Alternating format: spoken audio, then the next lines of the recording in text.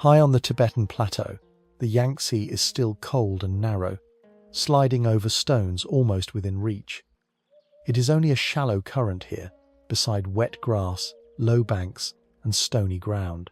There is no wide channel yet, no distant city, no sense of the scale waiting farther east. Small streams gather on the high slope and begin to hold one direction, moving through the first cuts in the earth. Farther on, this same river will stretch for about 6,300 kilometers, or nearly 3,900 miles. But here, at its upper edge, it is still close and physical. Stones under the current, grass at the bank, and a thin line of water leading forward through the mountain ground. Exposed stone lies close to the surface on the upper slopes, where thin, cold air leaves the ground hard and open for much of the year. Gravel shifts beneath shallow lines of water. Pale, broken rock interrupts the darker places where melt has begun to move. Sparse alpine grass holds in small clumps between stones, not thick enough to soften the slope, only enough to mark where moisture remains. The ground is bare and elevated, loose stone, frost-cut edges, and channels so narrow they seem drawn through gravel. Here, the Yangtze is not yet a river a person would recognize from farther downstream. It appears in threads across the incline, slipping over gravel, bending around larger stones, and vanishing for short stretches before showing again where the surface falls away. The first water gathers from separate small sources, not from one clear point. Snow loosens higher on the plateau when temperature and season allow it, and the melt passes downward in thin runs, sometimes no wider than a hand. Springs appear where pressure finds a weakness in the broken ground, pushing cold water through cracks and coarse soil. Some lines move only a short distance before sinking back into gravel. Others find a lower seam and continue. The earliest movement is uneven, but gravity is already giving it order. A trickle from one patch joins another below a stone, then enters a shallow cut where more meltwater has collected. In this upper ground, the Yangtze begins through pressure, thaw and slope, each small addition making the next line of water more continuous. The shape of the ground decides much of what happens next. At this height, the slope does not need to be steep to guide water. A slight change in gradient can turn a thin run toward one side of a gravel bed. Flat stones divide the current into weak threads, while narrow gaps draw it together again. In one place, the water spreads across loose material and loses its edge. A little farther on, exposed rock gives it a firmer surface, and the current becomes briefly clearer and easier to follow. Cold ground affects the pace as well. Frozen, or partly frozen soil, can keep water near the surface, forcing it over stone instead of letting it sink at once into deeper earth. When the surface opens, the water takes the easiest descent, where gravel yields, where stone holds, and where separate runs meet. Near these channels, life stays low and practical. Short grasses and hardy plants root where moisture lasts beyond the passing melt. Their stems pressed close to the ground against wind and cold. They do not form a lush border or hide the stone. They simply mark the places where water remains long enough to change the surface. Around them, the moving water leaves small marks of its own. It pulls fine grains from between heavier gravel, cuts narrow lines through loose sediment, and clears tiny paths beside rock. After repeated thaw and flow, some of these marks become easier for later water to follow. A shallow groove receives another thin run. A small pocket beside a stone fills again, then spills into the line below it. The water is beginning to sort the ground beneath it. By the lower edge of this source landscape, the scattered lines hold together for longer stretches. A channel becomes easier to trace across the slope, not deep, not wide, but more continuous than the separate meltwater threads above it. Stones still break the surface. The current still narrows and widens as the ground changes beneath it. But the movement now has a clearer direction. Water that arrived from snow, spring, crack, and gravel begins to travel as one small course. It remains cold and exposed, close to the rock that shaped it, yet it no longer appears as isolated meltwater. It can be followed from one bend to the next, across shallow gravel and past broken stone. From here, the next part of the river begins not as separate lines on the plateau, but as a young current taking its first continuous path. The young channel holds together across the upper slope, narrow enough for stones to break its surface from side to side. Water moves over pale gravel, darkens the exposed rock beneath it, and follows a shallow cut that can now be traced beyond the next few stones. It is still small, but it no longer appears as separate lines of melt spread across broken ground. The current has a centre, a lower thread where the surface runs faster, and thinner edges where water brushes loose sediment before returning to the main line. Larger stones divide the flow for a moment, then it closes again below them. In a shallow bend, the outer edge is clearer, where finer grains have been brushed away. On the inner edge, small stones rest in a quieter patch. Along this first course, the river is visible as one movement, not deep enough to hide the slope, but continuous enough to shape the ground immediately around it. Gravity gives the channel its first clear discipline. The water does not need force in any dramatic sense. It only needs a lower way forward. Each small drop in the ground gathers the surface into a narrower path, and each side channel adds enough volume to carry the line beyond the next patch of gravel. A thin run from the left enters at an angle, briefly roughening the current before it blends into the same direction. Farther down, another small channel arrives from between stones, carrying cold water and fine particles loosened higher up. These additions do not make the river large, but they make it more consistent. The channel begins to hold its course through interruptions that would have scattered it earlier. Where the slope is uneven, the water bends instead of stopping. Where the ground opens slightly, it spreads for a moment, then gathers again into the lowest track. The line now has enough continuity for one section to feed the next. The bed beneath the water is active, even where the flow looks mild. Loose gravel shifts grain by grain as the current presses against it, and the smallest material is lifted first. Fine soil clouds the water briefly after a small edge collapses, then settles again in a slower pocket behind a stone. Coarser pieces resist longer, forcing the current to work around them. Harder rock does not move within the short rhythm of the channel, so it becomes a fixed edge, a deflector, or a step in the water's path. The young river cuts where the ground yields, skirts places where stone holds firm, and uses small weaknesses between harder pieces of rock.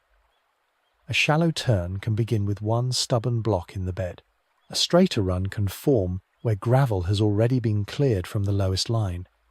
Even the sound would change in these places. Dull over gravel, sharper where water slips across exposed rock. At the edges, the first signs of banks begin to appear.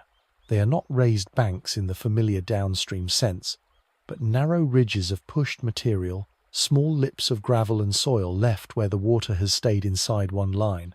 In places, the channel has removed finer sediment from the middle and left heavier pieces along the sides. Sparse plants hold to those steadier margins, their roots gripping where moisture is present, but the current does not strike directly. The growth remains low, broken, and close to the ground. It marks the more stable edge rather than covering it.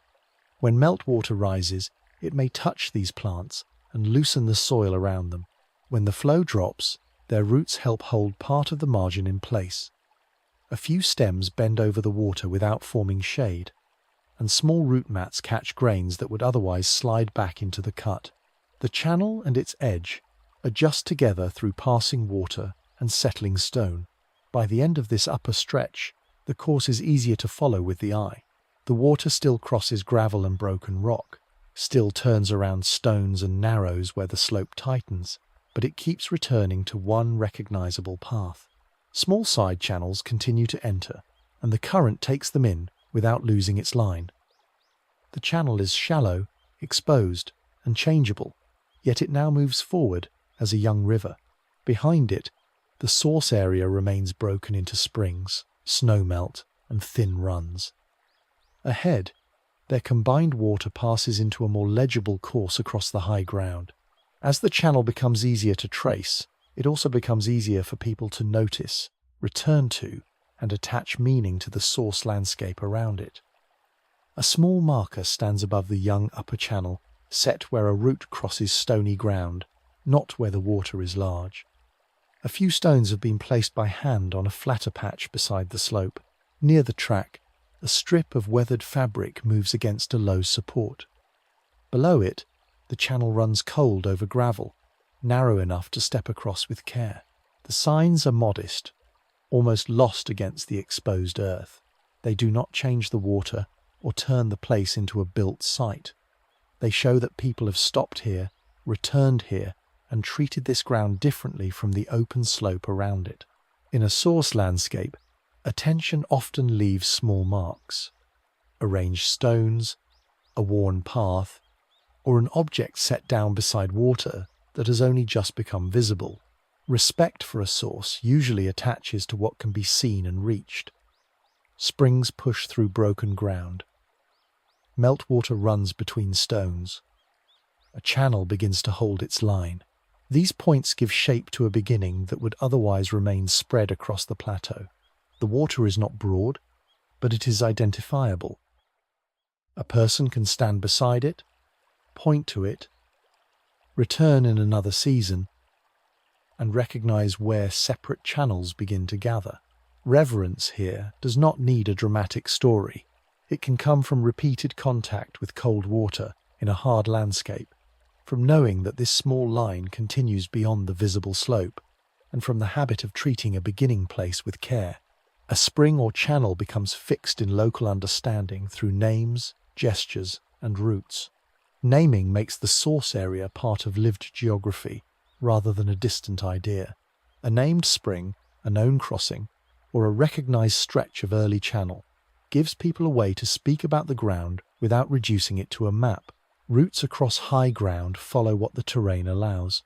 Firmer gravel, lower passes, clear spaces between stones, and water points that can be found again. Over time, the names attached to these features carry practical knowledge as well as respect. They indicate where water appears, where the ground is difficult, and where movement changes with the season. Someone approaching the source does not meet an abstract origin, but a set of physical points. The slope where the channel holds together, the stones beside a spring, the track that bends away from soft ground, and the marked place where earlier visitors have stopped. The source is held in movement as much as in speech, by walking the same approach and recognizing the same cut in the gravel. These practices affect behavior in small, visible ways. People may avoid disturbing the edge of a spring, step around a shallow channel instead of trampling through it, or leave a small object where it will not block the water. Weather and season shape the approach as much as belief does. During thaw, the ground can loosen underfoot. Side channels may spread across gravel, and the safest route may shift from one visit to another. In colder periods, ice and hardened soil can make the water appear sharper and more contained. The care shown here remains practical, choosing where to step, where to pause, and where not to scatter stones into the flow. A tied cloth, a small pile of stones, or a worn bend in the path is not a large statement. It is a trace of attention placed within the same limits that guide the water itself. Even the absence of heavy disturbance can be seen here. In a spring edge, left intact, and a channel allowed to pass cleanly through stones. Beneath these human marks, the source ground remains the stronger form. Stones still divide the current, gravel still shifts under shallow flow, and the cold channel keeps to the lower line of the slope. Objects left nearby weather quickly in the open air, while the water continues through exposed earth and broken rock. The place is specific, a channel that can be followed, a spring that can be found, a slope that gives the water direction. As the view returns to the ground, the human signs sit lightly on an older surface. Fabric frays, footprints fade, and a marker may lean with frost and wind, but the bed beneath it keeps directing the young current.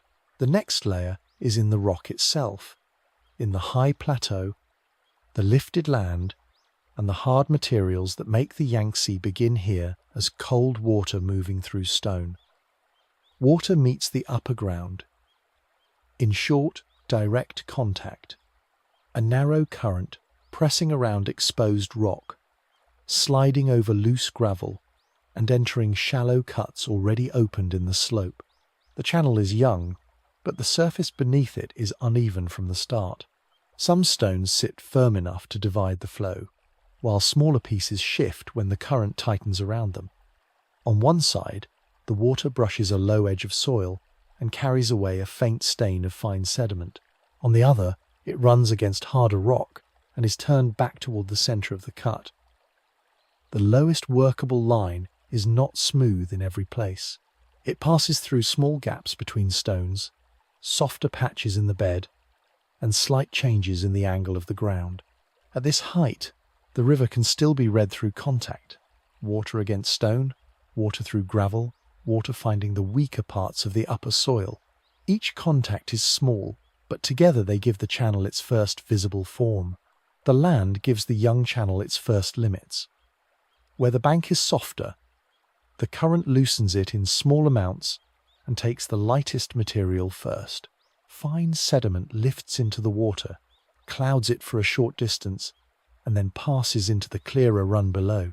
Loose gravel moves less easily, though it can still be rolled or rearranged when the flow narrows. Harder rock behaves differently. It slows the water along one edge, redirects it around a fixed surface, or forces the channel into a tighter path where there is no easier way across. This is not a clean cut through the land. It is a course made through materials of different strength. A weak seam opens, a gravel patch lowers, a rock face holds its place and makes the current bend. The river's early shape comes from what can be carried, what can be loosened, and what must be passed around. The wider form of the ground controls the movement as clearly as the stones inside the bed. On a steeper section, the current draws into a narrower line and moves with more pressure over the gravel. Small side runs enter quickly there, and the water has less time to spread across the surface. Where the slope relaxes, the channel may widen and become thinner, losing some of its edge over a flatter patch of loose material. If a block of rock or a raised gravel bar interrupts the way forward, the water divides briefly, one thread passing to either side before the lower ground gathers them again. These changes are small, but they set the rhythm of the first course. A dip gives the current speed, a shallow fan makes it spread, a hard step creates a short drop and a clearer sound over stone. In a narrow run, the surface tightens and passes cleanly between two fixed edges. In a wider patch, it thins across gravel before the lowest track takes it in again. The river does not move through an empty passage. It follows an uneven floor that keeps redirecting it. Along the immediate edge, the work of water begins to leave a more visible form. A small bank appears where soil has given way, and the channel has stayed in the same line long enough to undercut it. The edge may be no higher than a hand, but it marks a difference between the moving bed and the ground beside it. In slower places, grains of sand and finer gravel settle out, collecting behind stones or along the inside of a bend. These deposits soften the shape of the channel without making it stable for long. A later rise in flow can lift them again and move them farther down. Some heavier stones remain where the current is weaker, forming rough patches that slow the water near the margin. The channel edge is neither fixed nor random. It is made by removal in one place and settling in another, by soil loosening at a cut bank and sediment resting where the water loses speed. By the time the young river leaves this stonier section, its path has become more definite without becoming permanent. The current still adjusts to resistant surfaces, narrowing beside hard rock, spreading over gravel, and drawing fine soil from weak edges. Yet the channel is easier to follow because the land has guided it into a repeated line. The water carries marks of the ground it has crossed, pale particles from loosened soil, small stones shifted into quieter pockets, and a bed shaped by places that yielded and places that held firm. Ahead, The same channel will change with the season. Snowmelt can deepen the current and press it harder against the banks. Cold can tighten the surface and slow what the water can carry. Thaw can loosen the soil again and let the cut change by a small amount. Stone and slope remain beneath it, but the next changes will come through weather, melt, and the changing level of the young river. Higher water presses against the stones of the upper channel, covering gravel that lay exposed only a short time before. The current has thickened from a thin, clear line into a colder run that fills more of the shallow cut. Small waves form where the flow meets fixed rock. The weaker edges of the channel are underwater now, blurred beneath a moving surface. Along one bend, a strip of loose soil darkens as the water reaches it and begins to pull fine grains away. Some stones that stood dry beside the channel are partly covered, while others still break the surface and split the current into narrow tongues. From a distance, the change is slight. At the riverbed, it is plain.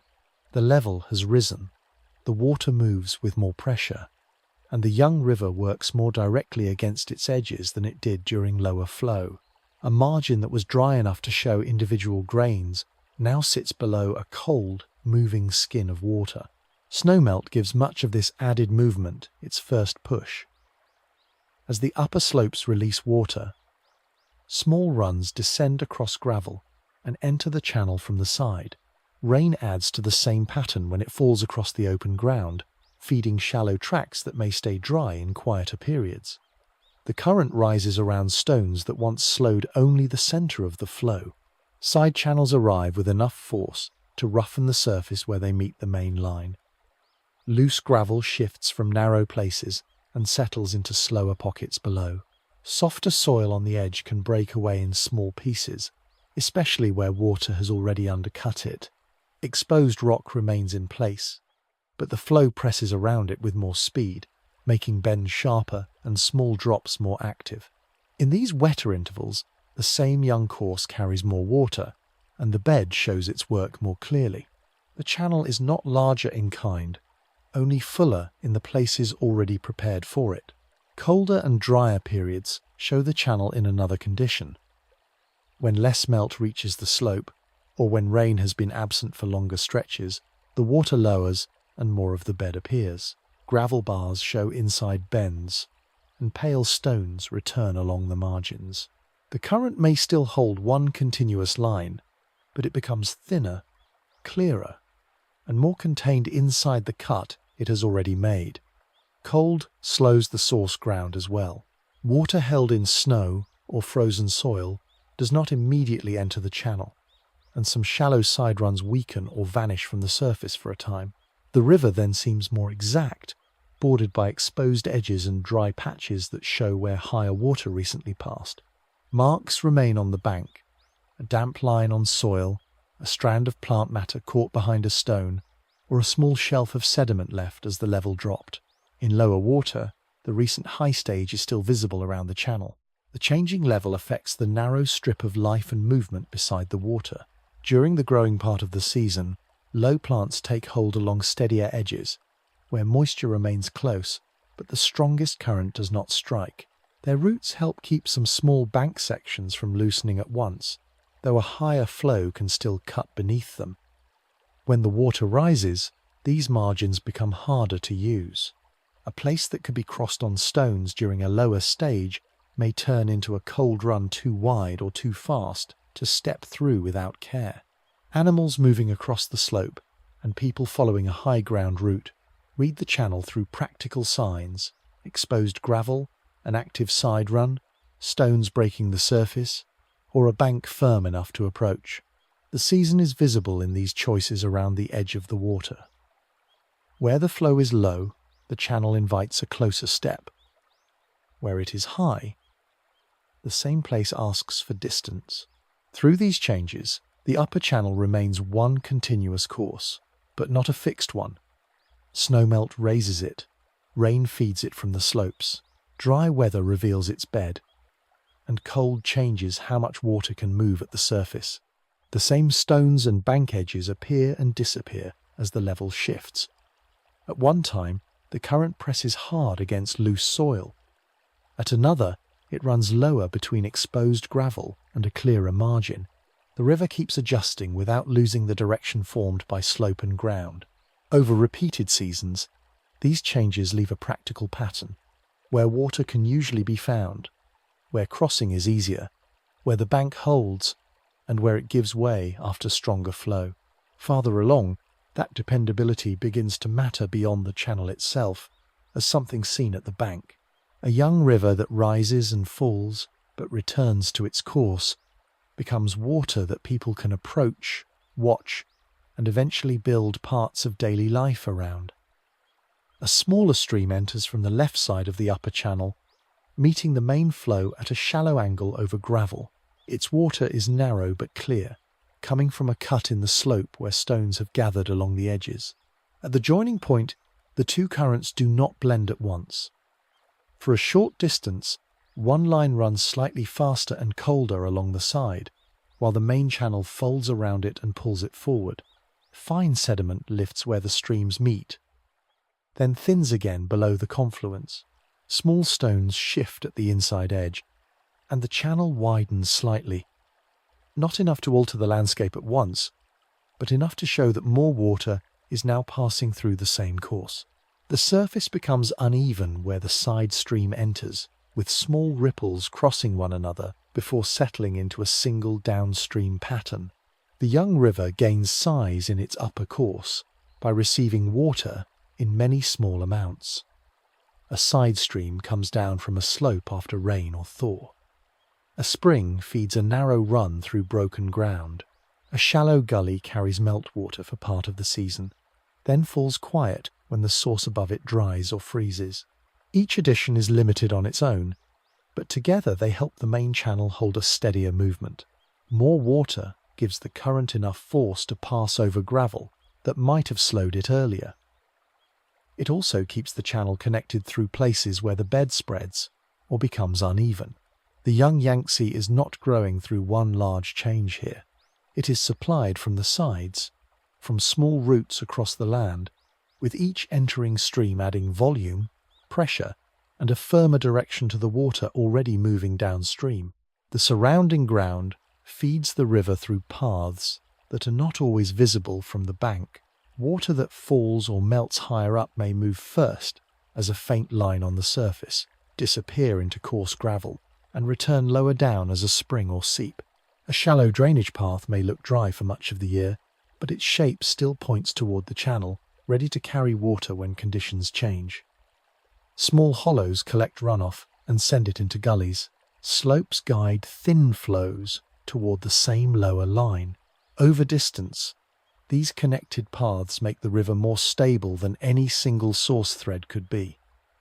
The channel begins to draw from a wider piece of land, and the water inside it reflects that wider catchment. A thawing patch above a side valley, or a spring opening below broken rock, can reach the main flow by a separate route. The river becomes more continuous, because the land around it is already arranged toward the channel. Near the confluences, the channel begins to show the effect of repeated joining. Crossings become more selective. A place where stones once broke the surface from one side to the other may now have a deeper middle, with water moving too firmly to step through without care. People or animals approaching the bank would look for shallower gravel, slower edges, or a wider place where the current loses force. The banks also become more defined. Where extra water pushes against an outside bend, soil loosens and the edge cuts back. Where the flow slows below a joining point, gravel settles in a fan or bar, changing the angle of the next current. These forms remain small in the upper landscape, but they come from regular flow. The river is beginning to leave a clearer boundary between its bed and the ground beside it, with the strongest line of movement held more often in the same place. Below the joining streams, the main channel carries a more gathered current forward. It is still narrow enough for exposed stones to shape its surface, and it is still close to the slopes and gravel that feed it, but it no longer feels like only a thin upper run. The water has taken in side channels, springs, and drainage lines, and the bed shows the result in a wider cut, firmer edges, and fewer breaks in the flow. More of the surface now belongs to one direction, even when stones interrupt it. The river remains young, changeable, and closely tied to the ground around it. Yet its continuity has become more dependable. It can be followed from confluence to confluence, from one defined bank to the next, as it leaves the first high source area behind and enters stretches where water is present often enough to shape routine. Ahead, that dependability begins to matter at the edge of daily life, where crossings, banks, and usable water draw the first villages toward the river. At the edge of the main current, a narrow side channel takes water away from the stronger flow and carries it into lower ground. The surface changes almost at once. In the main river, the current pulls in a clearer line. Here, the water slows around reeds, standing in the shallows, and spreads over soft sediment. Mud shows through beneath the thin surface, marked by small ripples where the side channel still moves. The connection to the main river remains visible nearby, a darker run passing along the deeper bed, while this quieter water occupies the margin. Beyond the reeds, a strip of wet meadow lies low enough to receive water when the level rises. The river is no longer only the moving channel in the centre. Part of it sits beside itself, held in shallow ground, side cuts, reed beds, and damp edges that open and close with the level. When water leaves the strongest current, its behaviour changes. It loses speed first, then begins to release part of what it has carried. Fine sediment settles in the slower side water, softening the bed and raising small patches of silt near the reeds. Heavier grains drop closer to the entrance of the side channel, while lighter material travels farther into the wet margin before resting. The spreading also changes the pressure in the main course. Instead of forcing all the water through one narrow line, the river sends part of its volume across a wider surface. The bank is struck less sharply in one place. The side ground becomes wet. The water's force is divided between the main current and the connected margin. A reed stem leaning into the flow can slow it further, catching fine particles around its base and helping the edge hold a little more shape. With repeated slow water, some margins rise slightly with silt, while others remain soft and easily marked. Higher water makes these side places more active. During wetter periods, the river can rise beyond its usual edge and fill low floodplain surfaces that had been only damp before. A dry-looking hollow becomes a shallow pool. A side channel that carried only a thin line begins to move again. Reed beds stand in deeper water, and wet meadow ground turns soft under the added weight. When the level drops, the water withdraws unevenly. Some channels drain back toward the river, while small pockets remain behind in depressions. A layer of silt stays on grass and mud, and the edge of the floodplain shows where the higher water paused. The marks are modest but readable: a stain on reed stems, fresh sediment against a bank, a new line of debris caught low in the vegetation. The river has passed through the margin and left part of its load there, changing the surface without cutting a deeper channel.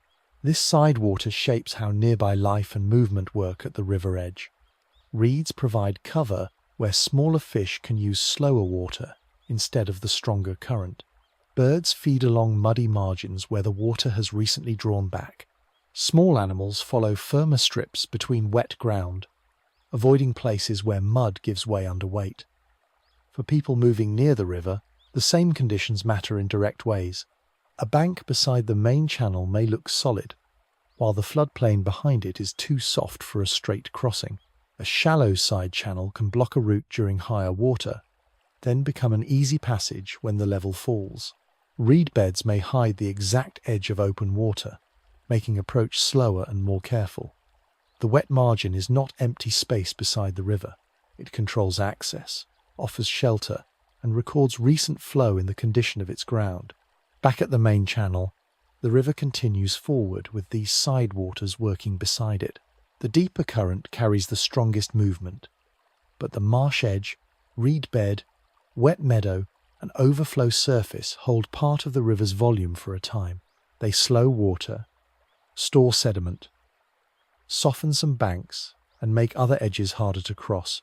As the channel advances, it is bordered not by a single clean line, but by connected margins that change with level and season.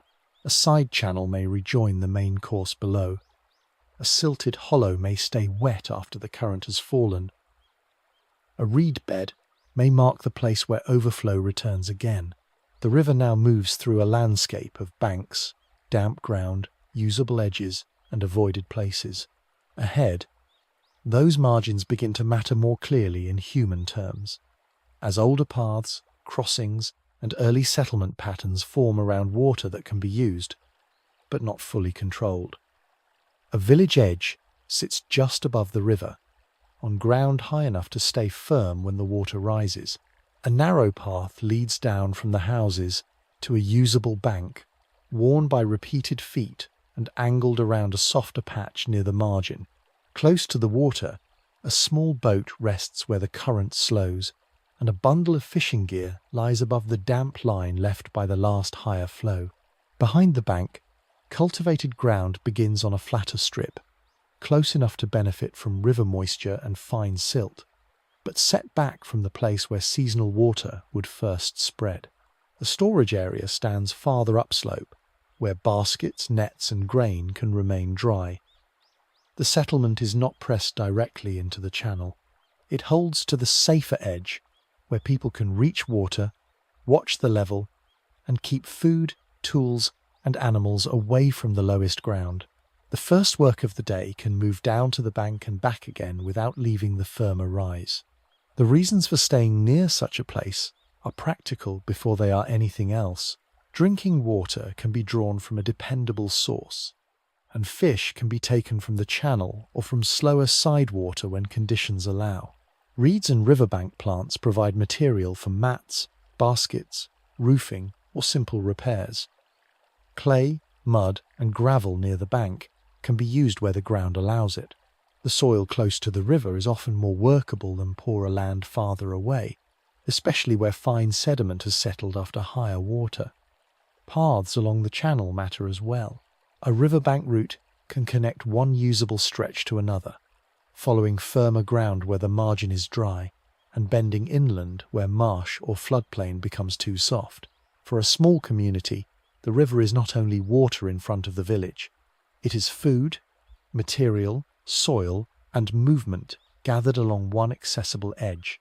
The exact site would be chosen with care. Ground too low could flood, soften underfoot, or damage stored grain and tools when the river rose. Ground too far from the channel would make daily water carrying, fishing, and fieldwork slower and harder. The better place is often a compromise, a raised terrace, a firmer bank, or a slight slope above the wet margin, close enough to reach the river, but high enough to avoid the first spread of seasonal water. Crossings would influence the choice as well. A shallower bend, a gravel bar, or a place where the banks draw nearer could turn a river edge into a useful point of movement. People would learn which approach stayed firm after rain, which bank cut away, and which path became difficult when side channels filled. Settlement begins in these observations, not in a broad plan, a dry patch for houses, a path to water, a field that can be worked, and a crossing that can be used often enough to matter. Daily work follows the level of the river. When the water is lower, fishing gear can be set closer to the edge, and people can reach exposed gravel, shallow pools, or side channels with less risk. When the channel rises, the same places may become too deep or too fast, and work shifts to safer margins. Farming also responds to the river's condition. A field near the bank may benefit from damp soil and fine sediment, but planting and storage must stay aware of the reach of higher water. Paths between nearby places form around these repeated adjustments. A track down to the bank becomes packed where people carry water. Another route avoids a soft floodplain hollow. A crossing point grows familiar because it can be read by stones, current, and bank firmness. The village is organised by such routines: down to the water, back to higher ground, across when the level permits, away from the margin when it does not.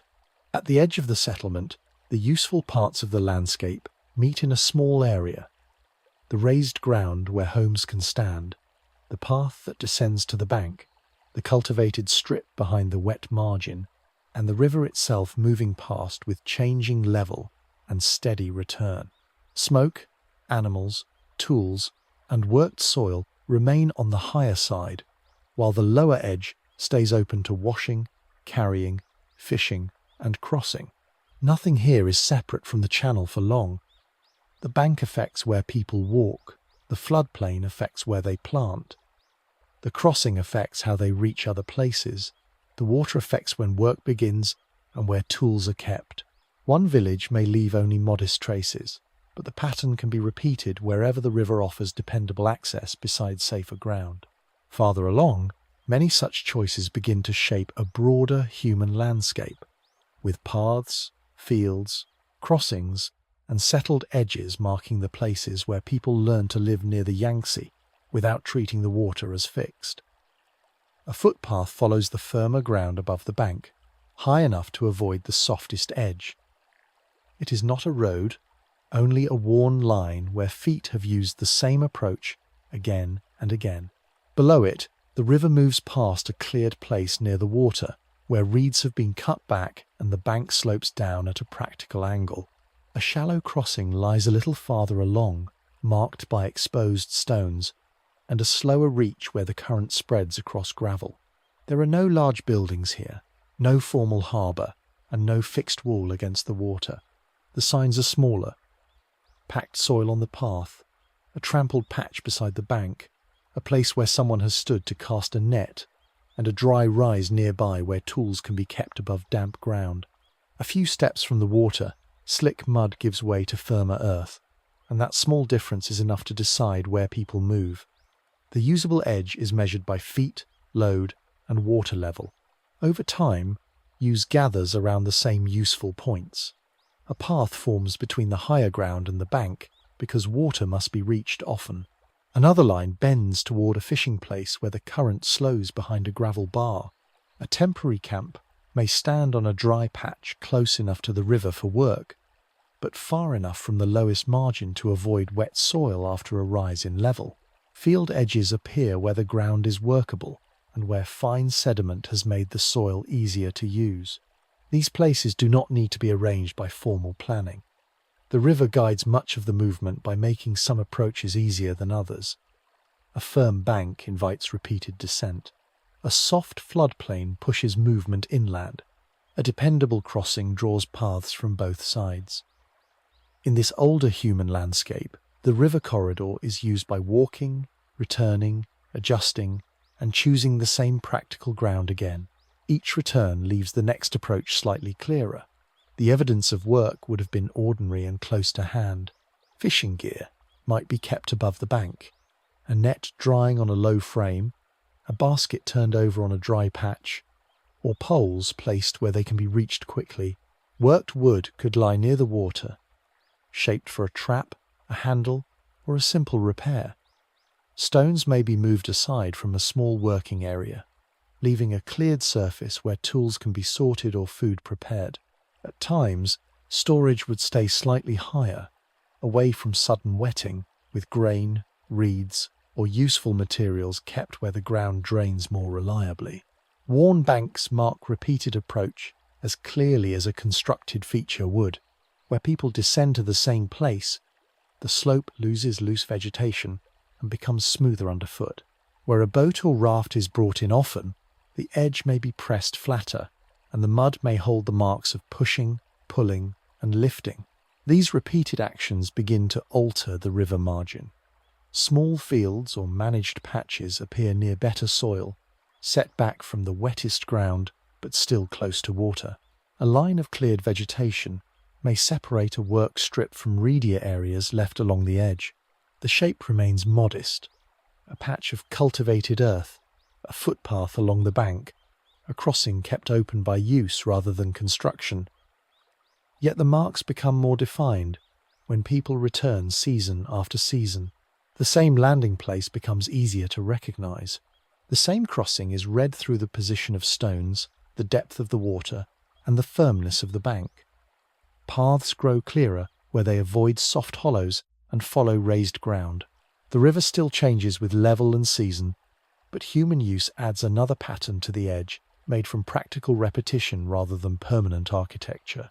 A worked margin may look minor from a distance, but close to the ground it shows where hands, feet, tools, and water have met repeatedly. By the water, the older landscape can be read as a set of habits. People come down to drink, fish, wash, repair tools, move along the bank, and cross where the river allows it. They step around marshy ground, keep storage on drier rises, clear small spaces near the current, and return to field edges that remain workable after higher water has withdrawn. The marks are not grand, but they begin to connect one useful place with another. A path from a camp meets a path to a crossing. A fishing place lies near a field edge. A firm bank becomes part of a route, followed by people, animals, and carried goods. The river corridor is no longer only a place to settle beside. It is a line of movement shaped by repeated work and return. Ahead, these local paths and crossings begin to join into longer routes, following the Yangtze not simply as water in the landscape, but as a practical way through it. A boat rests close against the sloped bank, its side held by a rope looped around a short wooden post above the waterline. The ground near it is packed hard by repeated steps, darker where damp feet have come up from the river, and lighter where dry soil begins. A narrow path follows the higher edge of the bank, far enough from the wet ground to stay passable after rain. Beside the landing, 2 baskets and a folded cloth bundle wait to be carried either onto the boat or up toward the fields beyond the path. The channel gives this small place its direction. The bank lowers at a useful angle, the current passes close enough for a boat to reach, and the path above the water turns the edge into a point where land and river meet. Along stretches like this, movement followed the shape already present in the river. Boats kept to the deeper line, where the hull could pass without scraping mud or stone. People walking beside the water stayed on firmer ground just above the soft margin. A bend might slow the current enough for a landing, or a sheltered bank might let a small craft wait without being pushed sideways. Where the slope was too steep, the river could be seen and heard, but not easily used. Where the bank opened gently, and the ground behind it led toward houses or fields, a stopping place could form with little construction. The route was not laid down like a road. It was made from usable edges, chosen again and again where water, footing, and access briefly worked together. At these reachable points, exchange happened in practical loads. A trader might arrive with grain, salt, cloth, or tools, carried in amounts that could be lifted by hand and taken up the bank. A ferry crossed where the opposite side could be reached without fighting the strongest current. People waited where the path widened, watching the boatman judge the angle of the flow before pushing away. Some cargo moved only a short distance, from one settlement to another, or from a landing place to an inland track. The river allowed these movements, but every stop still depended on depth, weather, bank condition, and the strength needed to bring a load from the boat to dry ground. Over time, the same bankside places became part of nearby life. A path from a village might bend toward the landing before continuing along the river.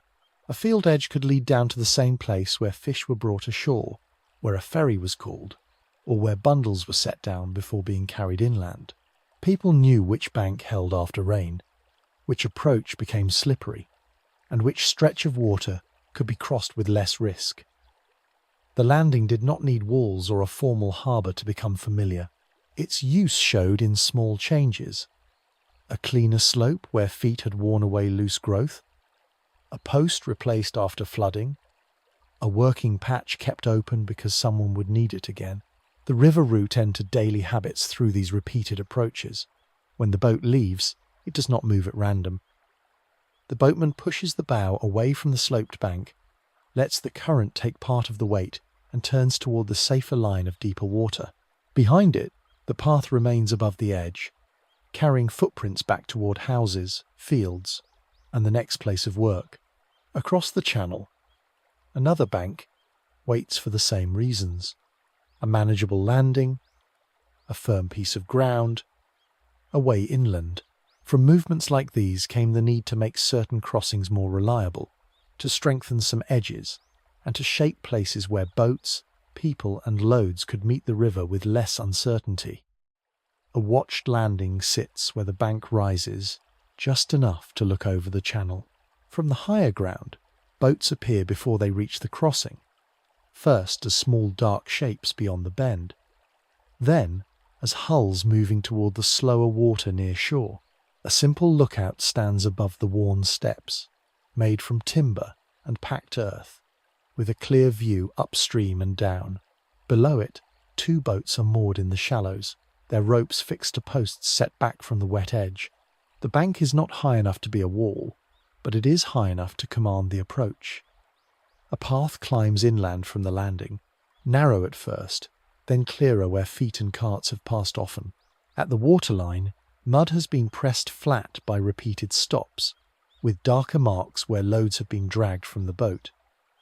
Here, the river does not only carry movement, it brings boats, cargo, and travellers into view at the narrow moment when they come close to shore.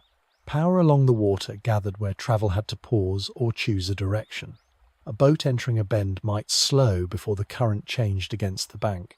A ferry crossing needed a reachable edge on both sides, and anyone moving inland needed a path that could be found without searching through soft ground. Where cargo came ashore, where a message passed from boat to rider, or where a narrow reach brought traffic close to one side, control could be placed in the landscape. It did not have to cover every stretch of water. It only had to stand where boats were likely to pass, where travellers could be seen, and where a delay could hold movement long enough to count it. A guarded bank could turn the river's shape into a rule. The current, the bend, and the usable landing did much of the work. People still followed the practical route, but the route now brought them before eyes, posts, and marked ground.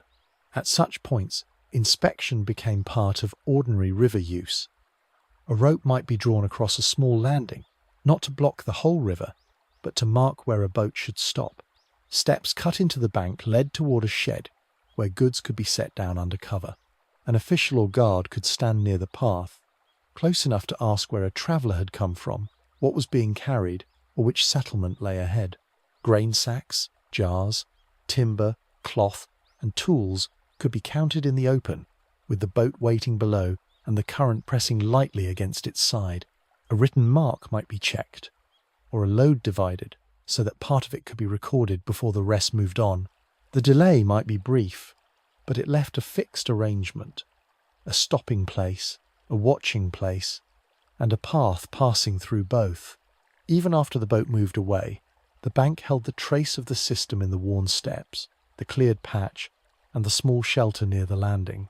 The presence of a watched crossing shaped the bank around it. Houses could gather nearby because the route was known and passing traffic gave the place steady use. A traveller might choose this landing not because it was free of control, but because the crossing was recognised. The boatmen were familiar, and the path beyond the bank had been used before. Small stalls or work areas might stand close to the inland track, while animals waited on firmer ground above the water. Fields could be reached from the same path that carried travellers from the ferry, so the crossing became part of ordinary movement rather than a separate stop. A guarded edge also changed timing. People waited for the right boat, the right water level, or the moment when a load could be checked and carried on. The same control that slowed movement also made some routes predictable. People knew where they would be seen, where they might have to wait, and where the river could be crossed with fewer uncertainties.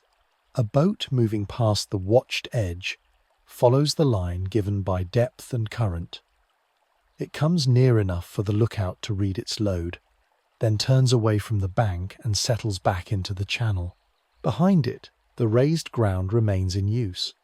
The steps, the post, the path, the small place where passage is observed before it continues.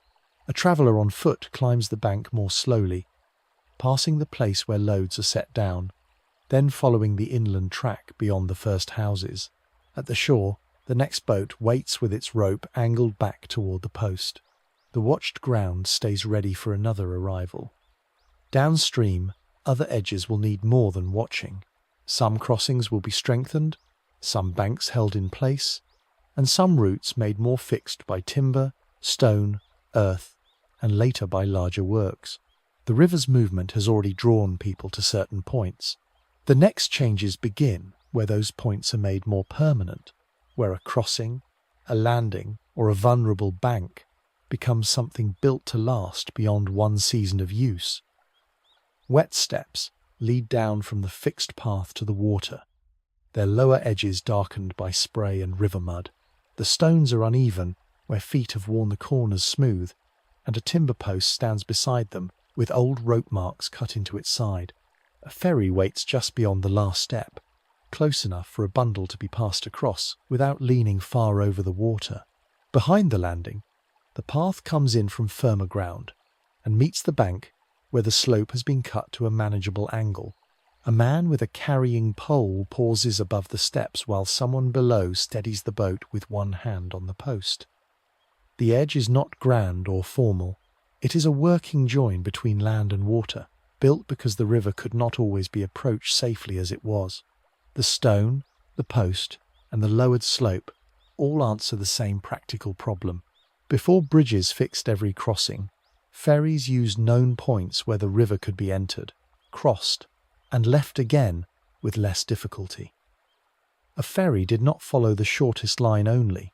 It needed a current that could be read, a landing that would hold under feet or hooves, and enough depth near the bank for the boat to come in without grounding. On some days the crossing began slightly upstream, letting the flow carry the boat toward the opposite steps. On other days, when the water was lower, the boatman kept closer to the deeper part of the channel before turning toward shore. People waited where the path widened above the landing, with loads set down beside them and animals held back from the wet edge. The crossing depended on both banks being known. Where to push off, where to drift, where to step out, and where the ground would hold. Along the bank, small works made the river easier to handle. A short pier gave boats a straighter side to rest against. A raised quay kept sacks and tools above the mud, so they could be set down without sinking into the bank.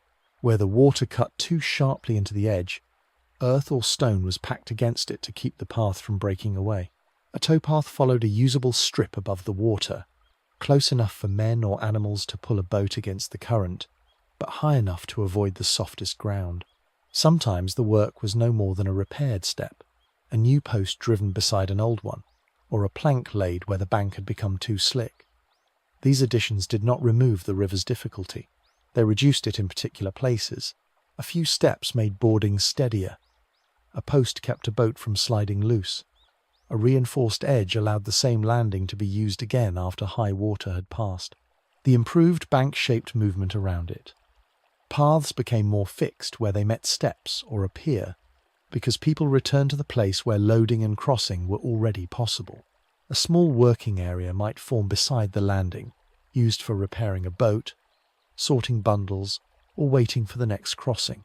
Nearby, houses and fields used the same access to reach the water, so the built edge became part of daily labour rather than a separate structure. Someone carrying grain could descend the steps. Someone with tools could move along the towpath, and a boatman could check the rope marks on the post before bringing the ferry in. Even waiting took on a practical order. Loads placed above the splash line. Animals turned toward the firmer track, people standing clear of the last wet stones until the boat settled. After a flood, work often returned first to the edge that still held. The bank guided where feet came down, where boats touched, and where loads changed from shoulder to hull and back again. When the ferry leaves the landing, the rope loosens from the post and the hull slides away from the wet steps. The boatman turns it across the current, not sharply, but with enough angle to let the river carry part of the crossing. Behind it, the built edge remains, worn stone, packed earth, a short length of reinforced bank, and the path that leads inland. The wet lower steps will take the next boat, while the dry upper path carries people back toward fields and houses. A traveller stepping onto the opposite side uses another set of steps, another piece of firm ground shaped for the same reason. Downstream, such work will appear in heavier forms. Banks will be held more deliberately, channels adjusted, edges raised, and stretches of water made to serve larger plans over time. At the small landing, the first pattern is already visible. Where ordinary use met a difficult river, people began with the edge. A step cut lower, a post driven deeper, a bank made firm enough to last beyond one season of use. A working shore opens around a low quay, where two boats have come in close enough for their loads to be lifted by hand. Wet planks lie across the gap between hull and bank, dark where river water has been carried up in footprints. Sacks are stacked near a storage shed. Baskets sit beside them, and a length of timber rests on stones above the mud. Ropes run from the boats to mooring posts at the edge of the cleared ground. The space is kept open because each arrival needs room. One person to steady the boat, another to take the weight of a load, and others to carry it beyond the wet edge before the next bundle comes ashore. A broken crate is set aside instead of left, where feet must pass. Behind the quay, a path leads inland, but the work begins here, where movement on the river becomes lifting, sorting, tying, and waiting on land. The bank becomes a place of exchange where several lines of use meet in the same narrow space. A boatman arriving with sacks can pass them to someone on the quay, while a trader stands close enough to inspect the load before it is carried farther from the water. Local buyers do not need a market hall for the first part of the exchange. They come to the landing because that is where goods appear. Still close to the boat that brought them, a scale may be set on firm ground, or a basket opened beside the shed before its contents are divided. Some goods move inland, almost at once, lifted onto shoulders or poles and taken up the path. Others wait near the landing until another boat, cart, or pair of hands is ready. A few bundles may be shifted only a short distance, from one hull to another, while the next load is being untied. The shore allows movement to pause briefly without losing its connection to the water. Buying, weighing, carrying, and waiting all remain tied to the same usable edge. Other work stays at the shore because the river brings both material and repair. A boat pulled partly onto the bank can be checked for a loose board, with tools laid on a dry plank above the mud. Rope is coiled and shaken free of grit before being tied again to a post. Nets are mended near the water, where the fisher using them can still see the current and the landing. Timber stored beside the shed is not only cargo. It can become a repair, a support, or a replacement for a worn piece of the quay itself. A small workshop near the bank does not require many walls. It needs cover from rain, a place to keep tools dry, and enough room for work without blocking the boats. The work remains close to the water because the next problem will come from there. A frayed rope, a scraped hull, a plank loosened by use. Labour comes in short, practical movements. A board turned over, a rope pulled tight, a basket dragged across wood, a hull tapped where water has begun to find a seam. As the same tasks return, the working shore gives shape to the ground around it. The path becomes firmer, where porters, fishers, and buyers use it between the quay and the first houses or fields. A patch beside the shed is kept clear for sorting loads, while another part of the bank is used for repairs because the ground there stays drier.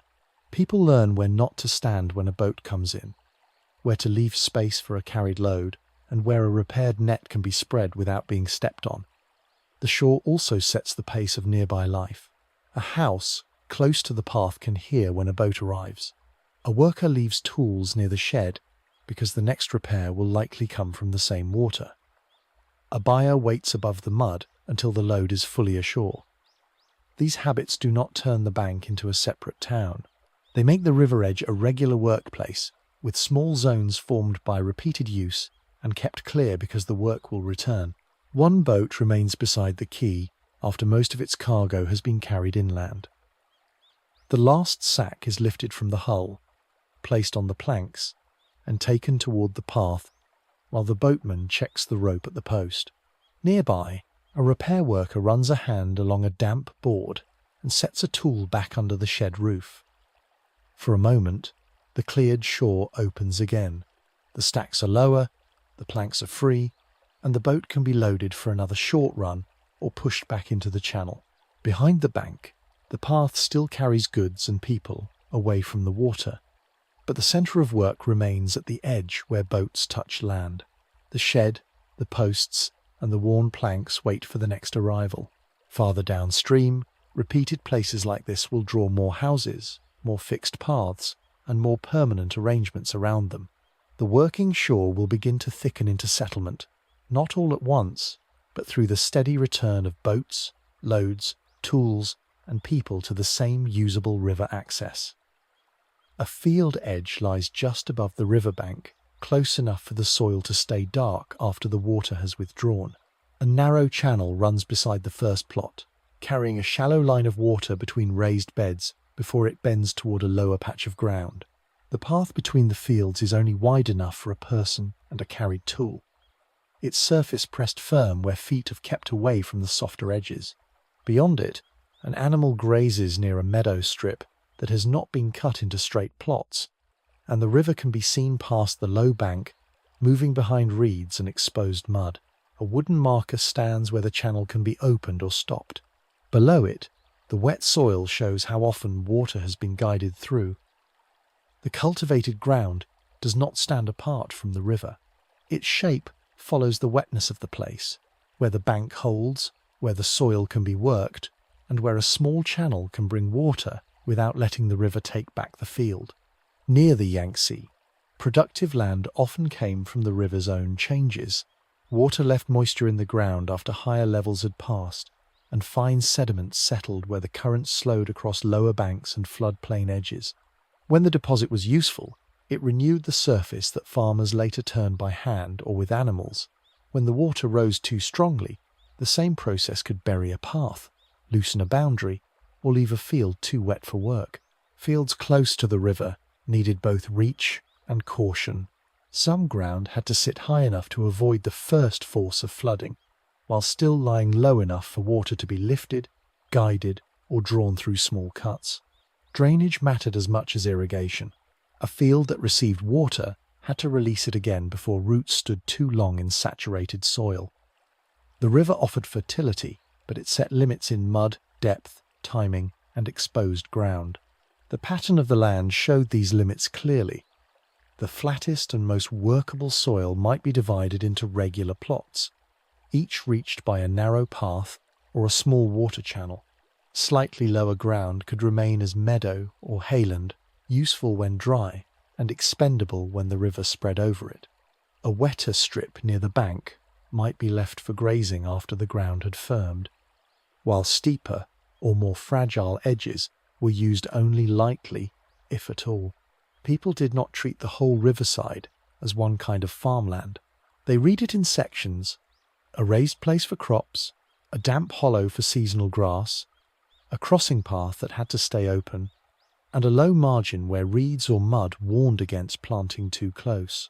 In one place a boundary might follow a shallow ditch. In another, it might follow a faint rise where the soil changed underfoot. The divisions were not always straight or permanent. They followed slope, watermark, soil texture, and the distance from the bank to the first safe ground.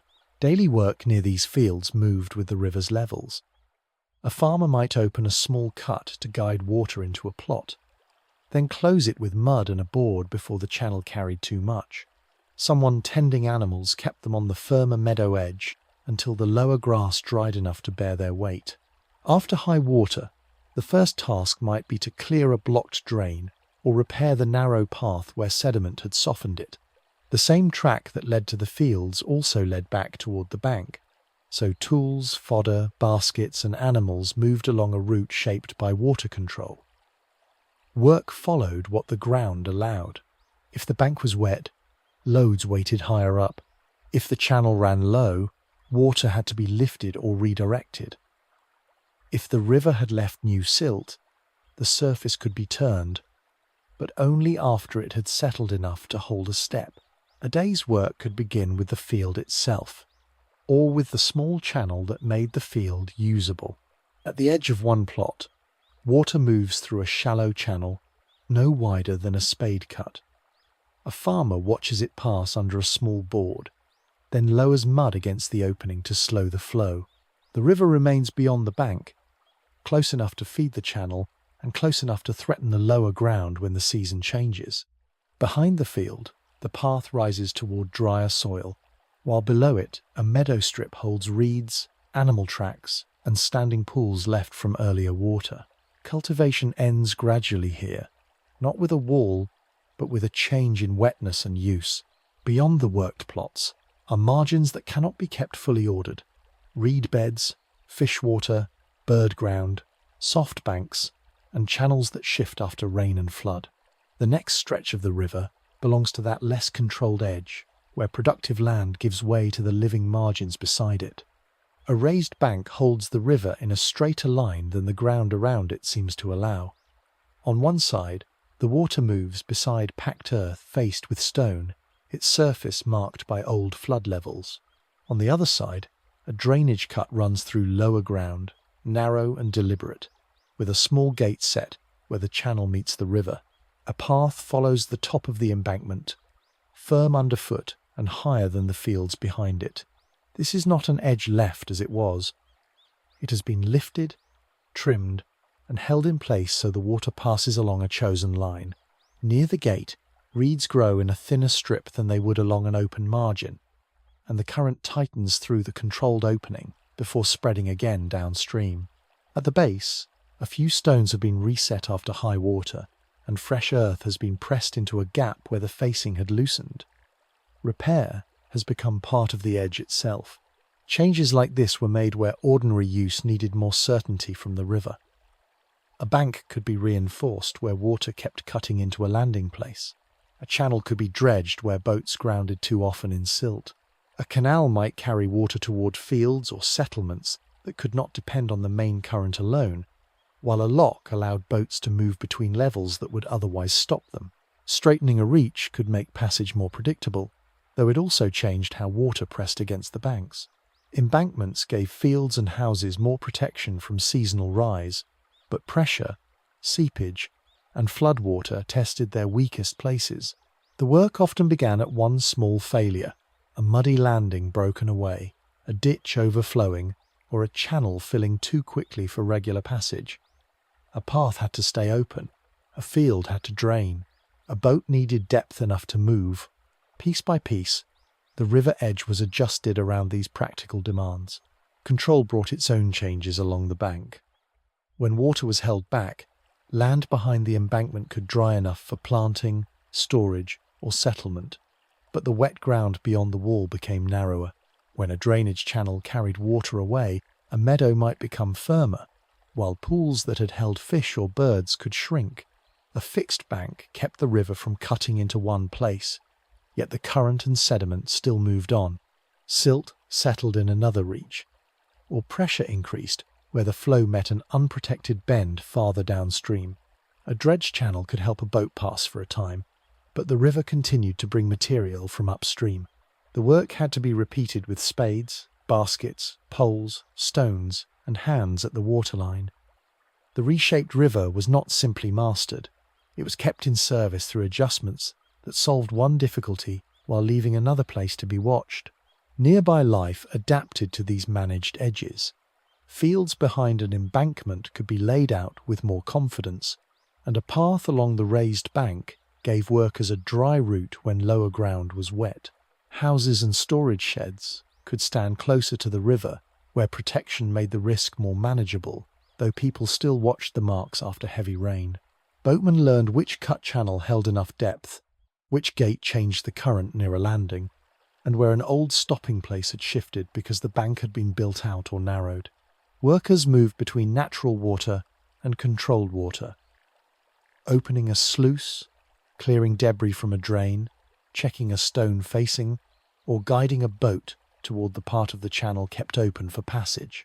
Tools could be kept near the gate, because the next blockage or loose stone would not be unexpected. A shovel, leaning under a shed roof, belonged as much to the bank as the post or the path. The work did not end when the structure was built. Maintenance became part of the riverbank itself. At one gate, water slips through a narrow opening with a different sound from the broad current beyond it. The raised bank carries a path above the channel, and the lower fields lie behind it in ordered strips. A man pauses to look at the watermark on the stone, then turns back along the embankment toward the next access point. Below, a boat follows the managed line where the depth has been kept clear enough for travel. The edge now carries more than a landing or a crossing. It holds decisions about where water is allowed to go, where soil is kept dry, and where people can build with less exposure to the river's full movement. Farther along, repeated controlled edges will support larger and more permanent places. Settlement will grow not only beside the river, but beside the protections, channels, paths, and works that made the bank more dependable, one repaired section at a time. A ferry waits at a crossing where the two banks face each other across a broad line of water. On this side, a path comes down through worked fields and ends at a worn landing, with a few buildings set back on firmer ground. Across the channel, the opposite bank rises more sharply, with trees close to the edge and a smaller track visible above the steps. The boat is held by a rope at the near side, while a traveller adjusts a bundle beside the post. Nothing blocks the view between the banks, but the distance makes the crossing a decision. To move from one side to the other, a person must wait for the boat, step down to the water, and be carried across the channel separating the two places in plain sight. The landing shows the difference clearly. One bank opens toward fields and a cart path, while the other turns quickly toward higher ground and trees. A river as wide and changeable as the Yangtze could become a boundary because it was difficult to ignore. The channel marked a line visible from a raised bank, from a guarded landing, or from a field path that stopped at the water. Local territories and administrative edges could follow it because the water gave the division a physical form. A watched crossing made the line clearer. Boats arriving at a landing could be counted, travellers could be questioned, and movement between one side and the other could be slowed without enclosing the whole landscape. Bends, shoals, and seasonal levels added further limits. A bank that was easy to reach in one season might be cut off in another, and a crossing that seemed direct from above could require careful handling once the current took the boat sideways.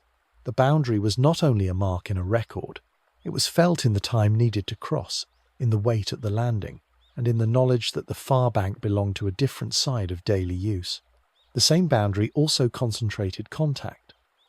Traders crossed with modest loads where the ferry was known, not at every bend along the bank. A messenger waited at a landing because the path beyond it led toward a settlement on the other side. Boatmen carried people who knew the opposite shore well enough to name its fields, markets, or guard post, but still had to cross water to reach them. Goods changed hands near the landing, and words, habits, measures, and small expectations moved with them. Contact did not spread evenly across the whole riverside. It gathered where boats could stop, where paths met, and where the distance between banks could be managed by people who understood the current. A basket of produce might travel one way, a tool or message the other, and both would pass through the same narrow space of steps, ropes, and waiting feet. The crossing was a break in the land route, and also the place where that break could be answered. Settlements near such crossings often turned their faces toward the water. A path might widen where people waited for the ferry, and houses or storage sheds might stand a little above the landing, close enough to use the traffic without standing in the wettest ground. People described nearby places by their side of the river, by the bank they lived on, or by the crossing they used most often.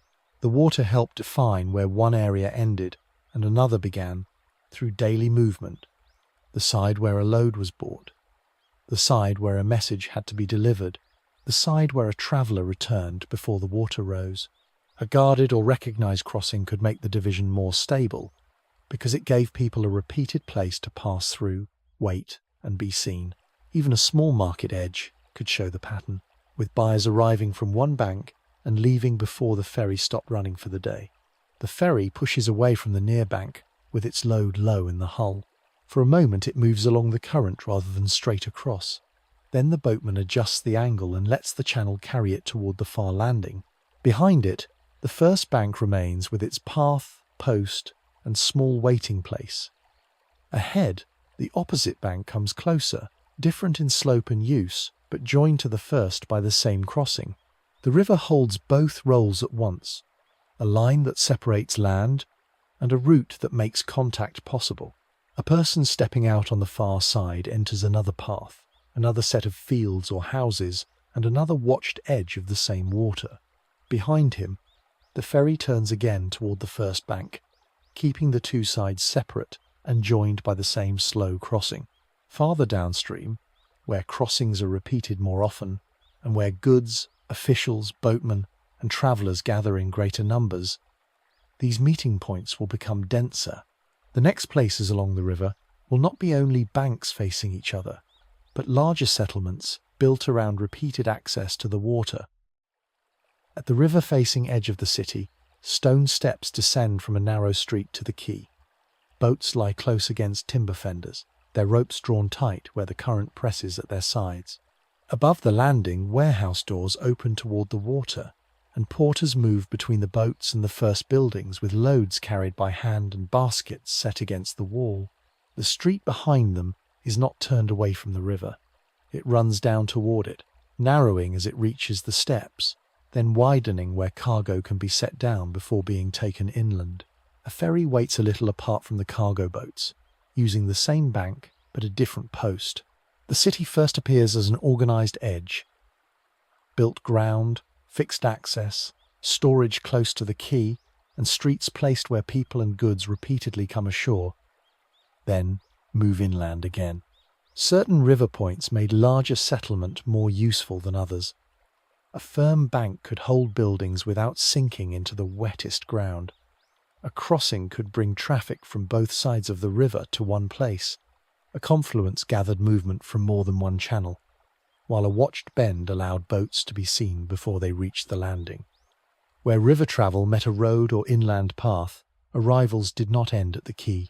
Goods could be stored, checked, sold, or carried farther into the surrounding country. Officials could work near the same edge because messages, travellers and cargo passed through often enough to be managed. Protection also followed the shape of the water. A bank that could be watched, supplied, and reached by boat had advantages over ground that was open but poorly connected. The city grew from these repeated uses, where arrival, crossing, storage, and inland movement became dependable enough to draw people back. The older core of such a city often stayed close to the water long after the streets had spread outward. Near the quays, work was compressed into short distances. A market could stand within reach of the landing because produce, cloth, fuel, tools and fish arrived there before being carried elsewhere. Storage rooms faced the river, so heavy goods did not have to move far before being kept under cover.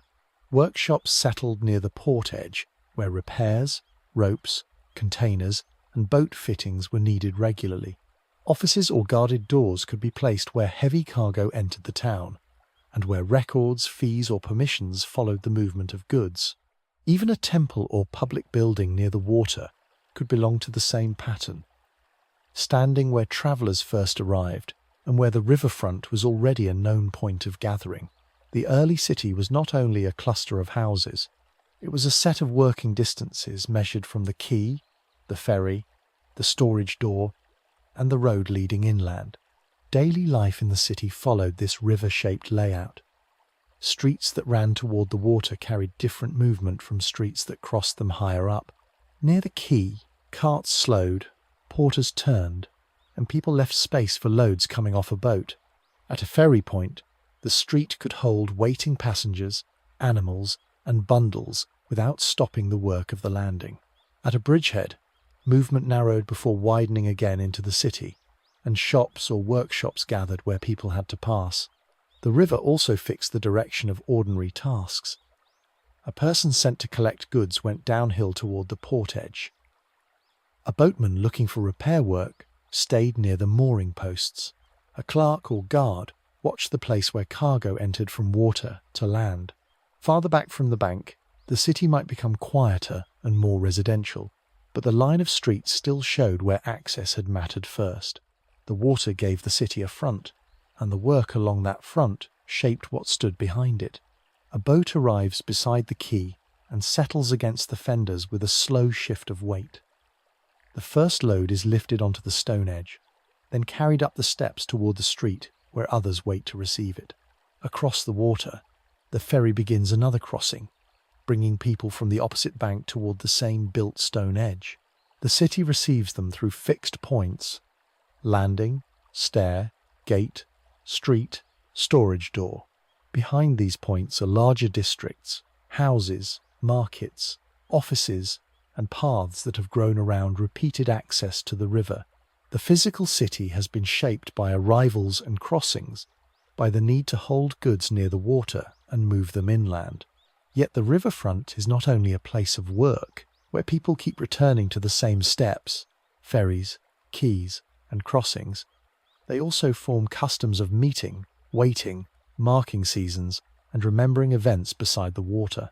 From the built edge of the city, the next part of the river's story moves toward those shared practices that gather around daily life along the bank. At a familiar landing, the steps are already damp where people have come down to the river before the boats are fully tied. The path above the bank is worn into a firm line, leading from nearby houses to a small open place beside the water. A ferry has been pulled close, and a few narrow boats rest just beyond it, their bows turned toward the current. People stand near the lower steps with prepared bundles, folded cloth, or small objects set carefully out of the mud. Some have come for a seasonal observance. Others are there because the same bank is used for crossings, washing, waiting, and boat work. The river edge gives the gathering its shape. People leave room for the boatmen, keep the steps clear, and remain on higher ground until they need to approach the water. Nothing about the place has to be decorated to be recognized. The known path, the landing post, and the repeated return are enough. Customs beside the river formed through actions done again and again at usable places. A bank that could be reached safely became a place to wash tools, fill jars, meet a ferry, prepare a boat, or mark the change of season. People returned as water rose and fell, as boats arrived on known days, as fish moved through familiar reaches, and as paths opened again after wet ground had dried. A local observance might use the same steps as daily work, with people standing where porters usually waited, or placing prepared items near the water before the landing became busy again. The practice belonged to the place because the place could hold it. A sheltered bend, a bank wide enough for people to stand, or a crossing known by many households could become part of how a community repeated its year. The act did not need to be large, it only needed to be returned to at the same reachable edge. Work carried its own traditions along the water. A boatman learned where to push away from the bank by watching older hands judge the current. A fisher mended nets in the same patch of dry ground where someone before him had spread the mesh. Market workers knew which goods should be kept above the splash line and which could wait closer to the boat. Ferry users learned the small rules of the crossing: where to stand, when to step in, how to keep an animal calm, and how to balance a load before the boat left the bank. These habits passed without much formal instruction. They moved through correction, repetition, and shared use of the shore. A saying about a difficult bend, a warning about a slippery step, or a remembered flood mark on a wall could carry practical knowledge from one season to the next. People living beside the river kept its conditions in habits that could be shown, corrected, and repeated. Over time, certain points along the bank became known by use. A flight of steps might be associated with a crossing taken by families for generations. A market edge might be remembered as the place where fish were brought in first, or where travellers waited when the water was high. A bend could be named in ordinary speech because boats handled badly there, or because a landing just beyond it gave shelter when the current turned. These place memories stayed close to work and movement. People remembered where someone repaired a boat after floodwater loosened the boards, where a child first crossed with a bundle, or where a family returned each season to stand near the same waterline. Such stories did not have to become public monuments. They remained attached to the bank through daily reference. Meet at those steps, avoid that lower path, wait near the old post, carry the load above the wet mark. The shore held attention because people had used it together, not because it had been set apart from ordinary life. As the gathering thins, one boatman unties a rope and lays it in a coil inside the hull. A woman steps back from the lower stones, then follows the path up from the bank with a folded cloth under one arm. Behind her, two people lift a basket away from the landing so the next boat can come in without obstruction. The river edge returns to its working order. Steps, post, path, water, and the space where people pause before moving on.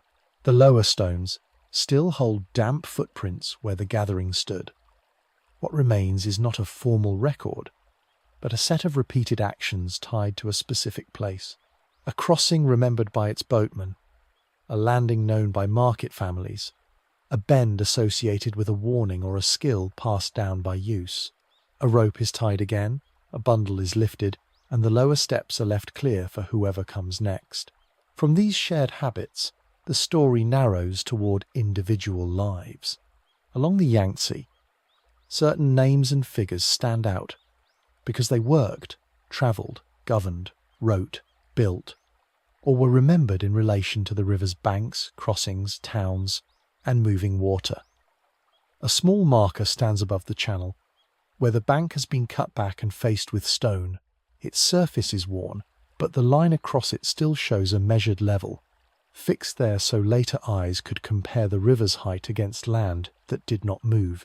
Nearby, a bridge approach begins on firmer ground, and mooring posts mark where boats once held close before entering the deeper line of water.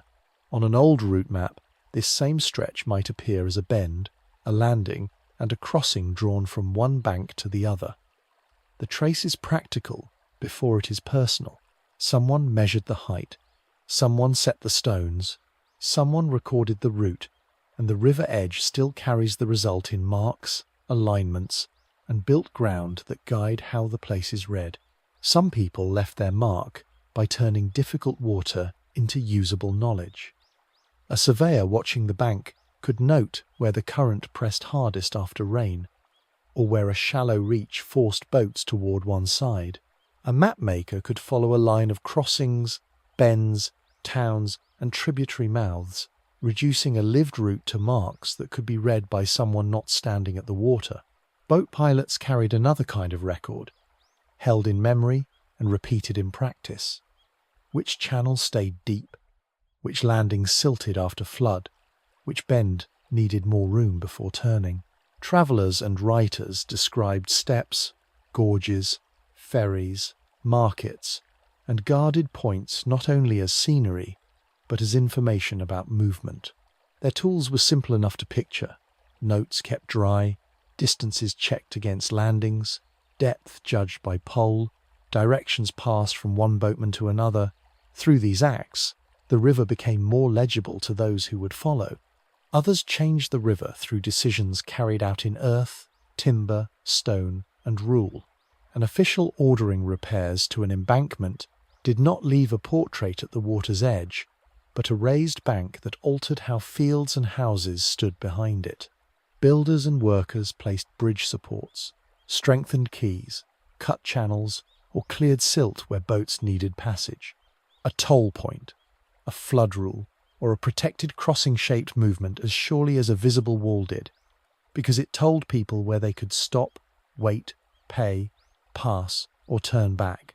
Engineers might fix a bank to protect a settlement, while labourers reset stones after the water had tested the work. None of these traces were simple triumphs over the river. A lock could make passage more regular while changing the rhythm of water. A dredged channel could help boats while asking for repeated maintenance. A protected bank could secure one place and place pressure elsewhere. The effects of these decisions appeared in ordinary river life. A marked route helped boatmen hold to safer water in low visibility or difficult current. A bridge line gathered movement toward a fixed approach, changing where carts, porters and travellers met the bank. A regulation could keep boats from using a dangerous passage in high water, while a conservation boundary could limit where nets were cast or where reeds were cut. These changes affected people, but they also reached the living edge. A reinforced bank reduced erosion near houses, yet it could leave less soft margin for fish, birds and wetland plants. A rule protecting a reach might preserve spawning ground or reed beds, while changing the habits of workers who had used that place for years. The river landscape held these choices in visible form: clearer channels, altered landings, restricted stretches, repaired walls, and signs that told people how the water could be used. Beside one managed bank, a level mark remains just above the darker stain of recent water. A boat passes below it, following a route that earlier pilots, surveyors, officials and workers helped make more legible. The bridge line downstream draws movement toward a fixed crossing, while reeds beyond the stone-facing show where the controlled edge gives way to softer ground. A folded map could place this reach in a wider order, but the bank itself gives enough evidence. Measured height, set stones, mooring points, and water moving past them in a kept channel. Human names may attach to some of these works, while others remain unnamed and practical. What they leave behind is not biography, but an altered river edge. The marker, the bridge line, and the repaired stones hold human choices in fixed form beside moving water. Beyond the measured marks and managed banks, another set of traces begins to appear. Fish moving through side water, birds feeding at the margins, reeds holding mud, and wetlands changing with the level of the river. Below the surface near the bank, the current slows around roots reaching out from the undercut edge. Fine silt hangs in the flow, darkening the deeper pockets while the shallows brighten over pale sand and small stones. Plant stems lean downstream, then lift where the water slackens behind them. In one hollow, the riverbed drops by less than a hand's depth, yet the small change holds cooler shade and slower movement. Small fish keep close to the bank, turning in short movements between roots, stems, and uneven sediment. The open channel lies only a short distance away, but this margin behaves differently from the water beyond it. It gives cover, breaks the current, and lets small food particles gather before they are carried on. A fallen branch can shift the flow as well, leaving shelter on one side and a brighter strip of moving sand on the other. Across the river, depth, speed, and structure divide the water into separate living places. A shallow edge can warm quickly and hold insects, plant fragments, and fine material where young fish feed near cover. A deeper channel gives larger fish room to move, with enough water above the bed to pass through stronger current. In backwaters and side pockets, the flow eases, sediment settles, and aquatic plants can root. Along faster current lines, oxygen moves through the water and drifting food passes more often, though a fish must work harder to hold its place. Spawning depends on the bed beneath the flow. In one reach, gravel may leave spaces between stones. In another, roots or submerged vegetation may protect eggs from being carried away. Even a small change in the bed can separate a feeding place from a resting place. Beneath the surface, the river is not a single even space. It is broken into usable reaches, joined by movement and shaped by the way water passes through each place. Those reaches change with season and weather. After rain or high water, fine sediment lifts from the bed and the channel turns more turbid. Fish that held in open current may move nearer to broken margins, where roots, reeds, or uneven banks reduce the force of the water. In warm periods, shallow water can lose oxygen more quickly, while flowing sections continue to bring fresher movement across the gills. Deeper pockets may hold cooler water during heat, and flooded edges can become temporary feeding ground when the river spreads across low banks. When the level falls again, these edges may become cut off or too shallow, and fish return toward the main channel, side pools, or shaded bank structure. Sediment changes the bed at the same time. A pocket filled with silt can lose its rough shelter, while a newly scoured edge may expose stones where current, oxygen, and food move freely. What was useful in one season may be covered or opened by the next rise of water. People who work near the river often read the surface for signs of the water below. A fisher may notice small ripples holding near a submerged root, darker water over a deeper run, or floating fragments gathered above a slower pocket. Fish movement is learned through such details. A bend that keeps shelter after high water, a side channel used when the flow rises, a shallow edge that becomes active when insects or plant matter collect. A boatman may know which bank still carries movement after floodwater drops, because the surface breaks slightly where fish rise or turn underneath. Rules around protected habitats and fishing limits also begin with this kind of physical reading. A reed bed, a spawning reach, or a bank held by strong roots is more than a feature along the waterline. When it is cut away, reinforced, drained, or blocked from seasonal flow, the change appears in fewer shelters, fewer feeding edges, and a weaker route between deep water and the margin. Near the root shadow, a small group of fish holds in place with barely visible movements of the fins. The current passes over them, carrying a thin veil of silt toward a calmer pocket, where it begins to settle on the bed. A plant stem bends and releases, keeping the same line under the pressure of the water. From the bank, the surface above this place may look plain, but underneath it the flow is divided by depth, shelter, sediment, and temperature. Life follows those differences closely.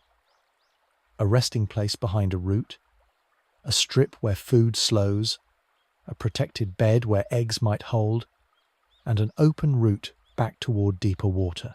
The same pattern continues a little farther along the margin, in reed stems, muddy hollows, and shallow pools beside the channel. From this living edge, the view can rise again to the banks and wetlands, where reeds, mud, pools, and seasonal margins continue the same river system above the surface. At the low margin, water slips over mud before it reaches the open channel. The bank is damp and broken by roots, some exposed along the cut edge, others disappearing into cloudy side water. Reed stems stand in a narrow belt where the ground is too wet for a path and too shallow for a boat. Between them, a side pool holds finer sediment, with small ripples moving only when the main current presses through a gap. Tiny tracks cross the mud above the waterline, then vanish beneath a root tangle. Insects hang close to the reeds, and a bird works along the edge, setting each foot where the mud is firm enough to hold. A thin line of leaf fragments has gathered against the stems, marking where the last higher water slowed. The margin is neither firm land nor open river.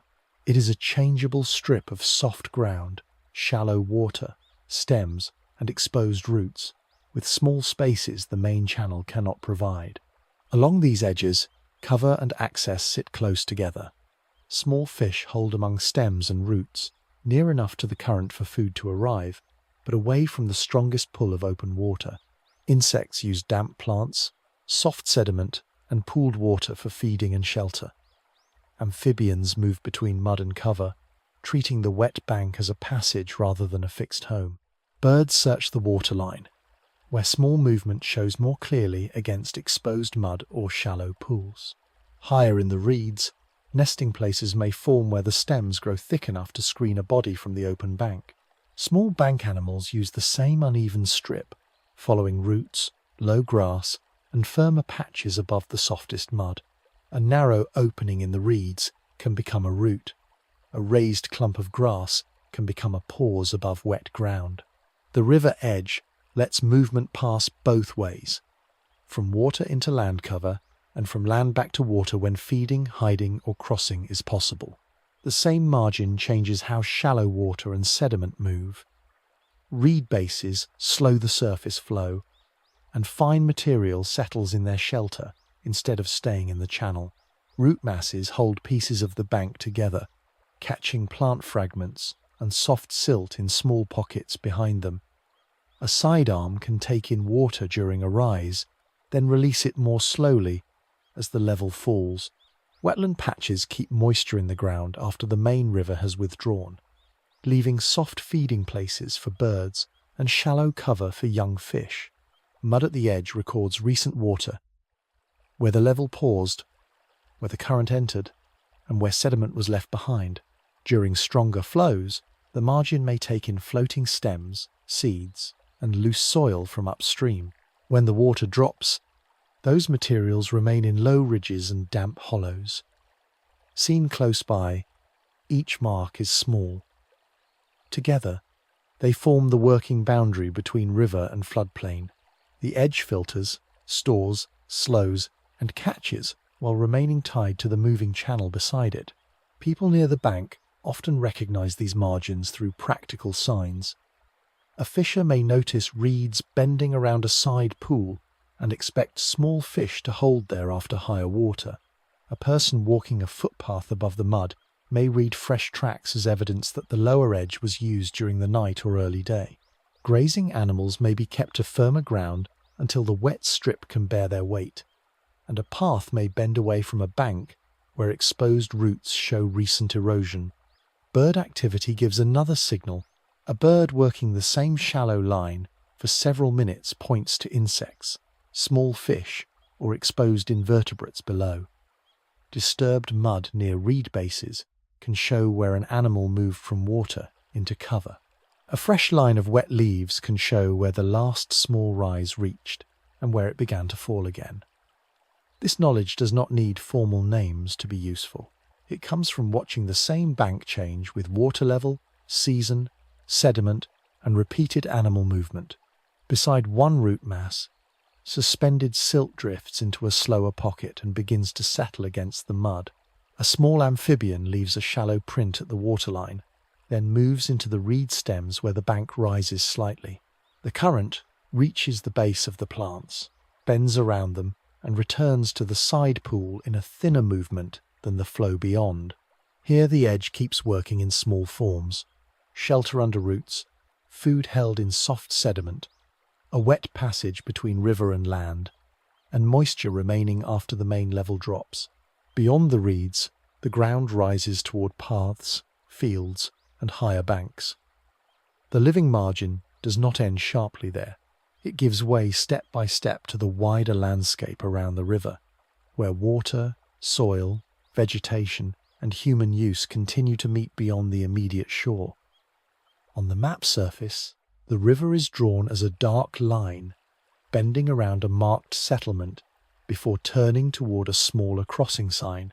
The channel is not shown with the detail of water itself, but through the choices of the person who recorded it. One bend is wide and careful, another is shortened, and a side stream joins with only a thin stroke. A road or foot route reaches the bank, stops at the crossing, then appears again on the opposite side.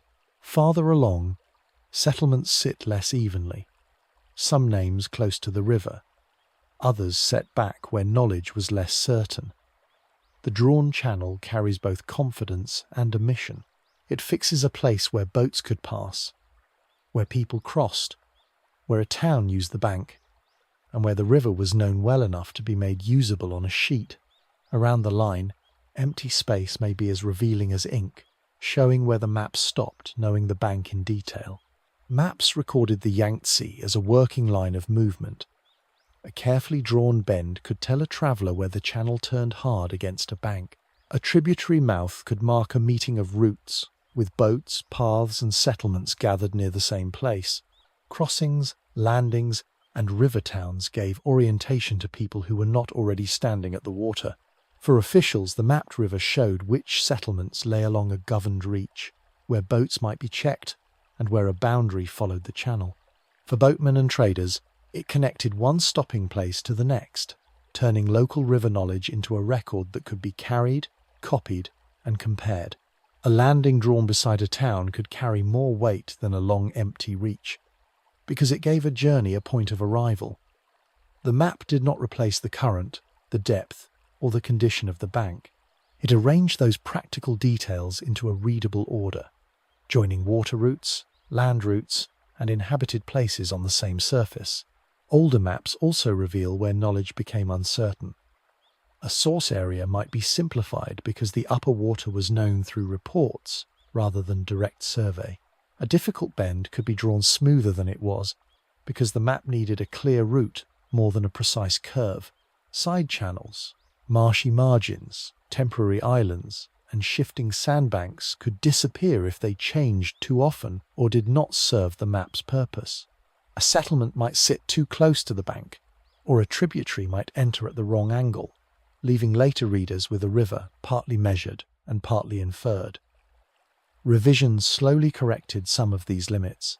A later map could add a missing crossing, adjust a bend, move a town to the proper side, or show a channel that earlier hands had left out. Each correction brought the recorded river a little closer to the river people used. Once placed on a map, the river could organize control. A boundary line might follow the channel because the water already separated one bank from the other. A crossing could be marked more strongly if it handled tax, inspection, or regular ferry movement. Towns drawn near the river were not only names, they could be points of storage, command, exchange, or responsibility along a managed route. A planned bridge, a guarded landing, or a dredged reach could begin as a mark before becoming work on the bank. The map turned moving water into administrative space, but only in selected parts. It showed what needed to be governed, reached, defended, or counted. Fields, wetlands, and minor paths might be reduced or left out, while settlements, route lines, and crossings received stronger attention. In that way, a mapped river could change how people looked at the bank itself. A bend became a border. A landing became a point of record. A town became part of a river system managed from beyond its own shore. On a later sheet, one bend is corrected with a firmer line, drawn closer to the way the channel turns around the bank. A settlement that once floated loosely beside the river is placed nearer to the landing, and the crossing line runs with greater certainty from one shore to the other. The change is small, but the river is more exact in the record. Not complete, not fixed for all time, but better observed than before. The map folds the bank, the town, the crossing, and the channel into one readable surface. Still, beyond the drawn line remain other records. The spoken description of a difficult reach, the traveller's account of a dangerous bend, the boatman's warning about a shoal, and the local name attached to a landing. From the measured river on maps, the story moves toward the river as it entered writing, speech, and shared description, where the Yangtze was recorded not only by lines and positions, but by the ways people told others what the water was like. At the ferry landing, the lower steps are wet where the last passengers came up from the boat. A rope lies across the stone edge, and a small group waits beside baskets and tied bundles, leaving the middle of the landing clear for loading. One person studies the current before stepping closer to the water, while another looks back toward the street leading inland. A moored boat shifts against its post, the bow angled slightly away from the bank. The place is ordinary and useful. A crossing point, a waiting place, and a working edge where departure begins with hands on rope, feet on damp stone, and goods lifted from ground to hull. The river is not yet an image in a line of verse. It is water to be crossed, watched, and worked around. The damp steps, rope, baskets, and waiting boat keep these actions in one small place. Before the river enters song or story, people touch it directly. They stand beside it, judge its movement, wait for safe passage, and measure distance by the time a boat takes to leave one bank and reach the other. Repeated contact with the river gave language its material. A person leaving by boat could be watched from the landing until the hull passed beyond a bend. Someone waiting for a return might know the sound of oars, the expected hour of a ferry, or the point where a boat should first appear near the far bank. Workers on the shore had repeated phrases for weather, depth, current, and delay. A crossing became a spoken reference after enough people had stood there with the same need: to move across wide water, send goods ahead, follow a route downstream, or return after work. Poems, songs, stories, novels, and local accounts drew from these situations while they were still part of ordinary use. Departure had a bank, waiting had a landing, distance had a current, a bend, and a boat route that anyone who used the water could picture. The river could carry separation, risk, dependence, and return because those ideas were already present in travel and work. A boat leaving the bank might carry a trader, a family member, an official, or a worker who would not return until the water, weather, and route allowed it. A rising level could delay a crossing. A dangerous reach could make a familiar journey uncertain. A town might depend on boats for goods, while a family near the bank might depend on fishing, ferry work, or cargo handling for income. These experiences gave stories their weight without needing ornament. A line about a distant shore could begin with the visible fact of an opposite bank made hard to reach. A song about return could begin with the practical knowledge that boats do come back, though not always when expected. The river entered speech through use, and feeling followed the shape of that use. Along the banks, cultural memory often stayed attached to specific places. A known crossing could be linked to a departure told many times within a family. A riverside path might be remembered because people walked it while waiting for boats from another town. A bend near a city edge could become associated with a poem, a story, or a local saying, while remaining a place where travellers paused, watched the current, or described the water to others. These associations did not spread evenly along the whole river. They gathered where people gathered, at ferry steps, town quays, working banks, bridge approaches, and mooring places. A myth or local tale could settle around a recognisable stretch, but it remained strongest when people could still connect it to a crossing, a difficult reach, a shrine near the water, or a bank where families had returned for years. A story was easier to keep when it had a visible setting. People could point to the landing, the bend, the far bank, or the line of boats and say where something happened, where someone waited, or where a remembered phrase belonged. At the landing, the boatman unties the rope and the ferry begins to move away from the steps. A person on the bank watches until the bow turns into the current and the first space opens between boat and shore. Behind the watcher, the path remains busy with ordinary movement, but the moment beside the water can already be repeated in words. A departure from this bank, a crossing toward that one, a return expected by the same route. The river, in story and poetry, begins from scenes like this, where language follows real crossings, real work, and real waiting at the edge. In the present day, boats, bridges, ports, paths, and banks still bring people to the water in practical ways. The next view of the Yangtze turns toward that modern river life, where older patterns of contact continue beside newer forms of movement, labour, and use. A broad reach of the Yangtze fills the space between two worked banks. On one side, a raised edge carries a road and a line of buildings above the water. On the other, the shore sits lower, with side water gathered behind reeds and a small landing pressed into the mud. A cargo vessel moves along the deeper channel, leaving a slower pattern where its wake reaches the stones. Farther out, another boat holds to a different line, separated by distance rather than by any visible lane. The opposite shore is clear enough to see, but far enough away that the width must be crossed by vessel, bridge, or planned route. The river's size is visible through use: boats needing room to turn, reinforced banks holding the channel edge, side channels collecting slower water, and settlements arranged around access to the moving channel from both shores. Set beside the Nile or the Amazon, the Yangtze is not best understood by length alone. The Nile has often been read through its passage from interior waters into an arid corridor, where dependable river water shapes settlement along a narrow line. The Amazon is marked by an immense basin, heavy rainfall, and a forested system where volume, tributaries, and floodplain water spread across great distances. The Yangtze has its own form.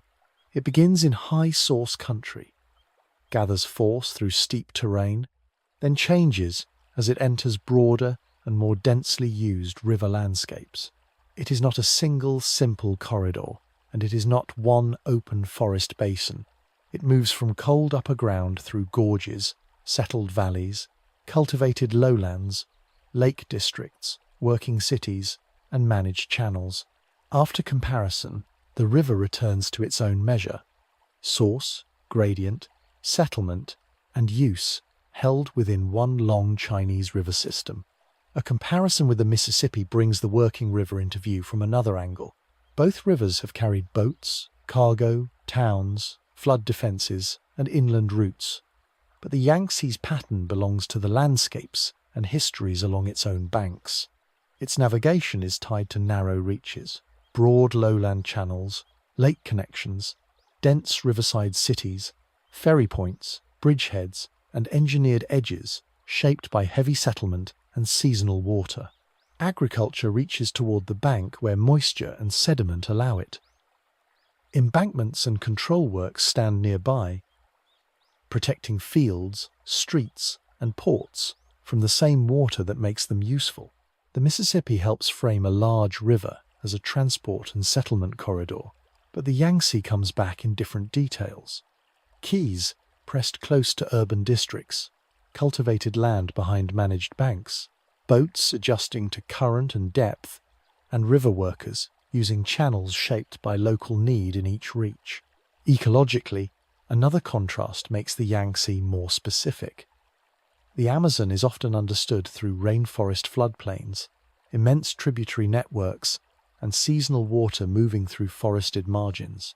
The Nile, in many reaches, carries water through dry land, where the green edge can appear sharply against surrounding aridity. The Yangtze does not fit either image cleanly. Its banks include mountain reaches, wetlands, lake-connected floodplains, cultivated edges, urban riverfronts, side channels, managed embankments, and altered habitats. It is a transport route and a living system at the same time, but neither role removes the other. Reeds, mud banks, fish habitat, and seasonal floodplain water remain part of the river, even where roads, ports, gates, and concrete edges stand close by. Its living margins have often been narrowed, redirected, or protected in selected places. The comparison does not turn it into a category. It brings the local bank back into focus.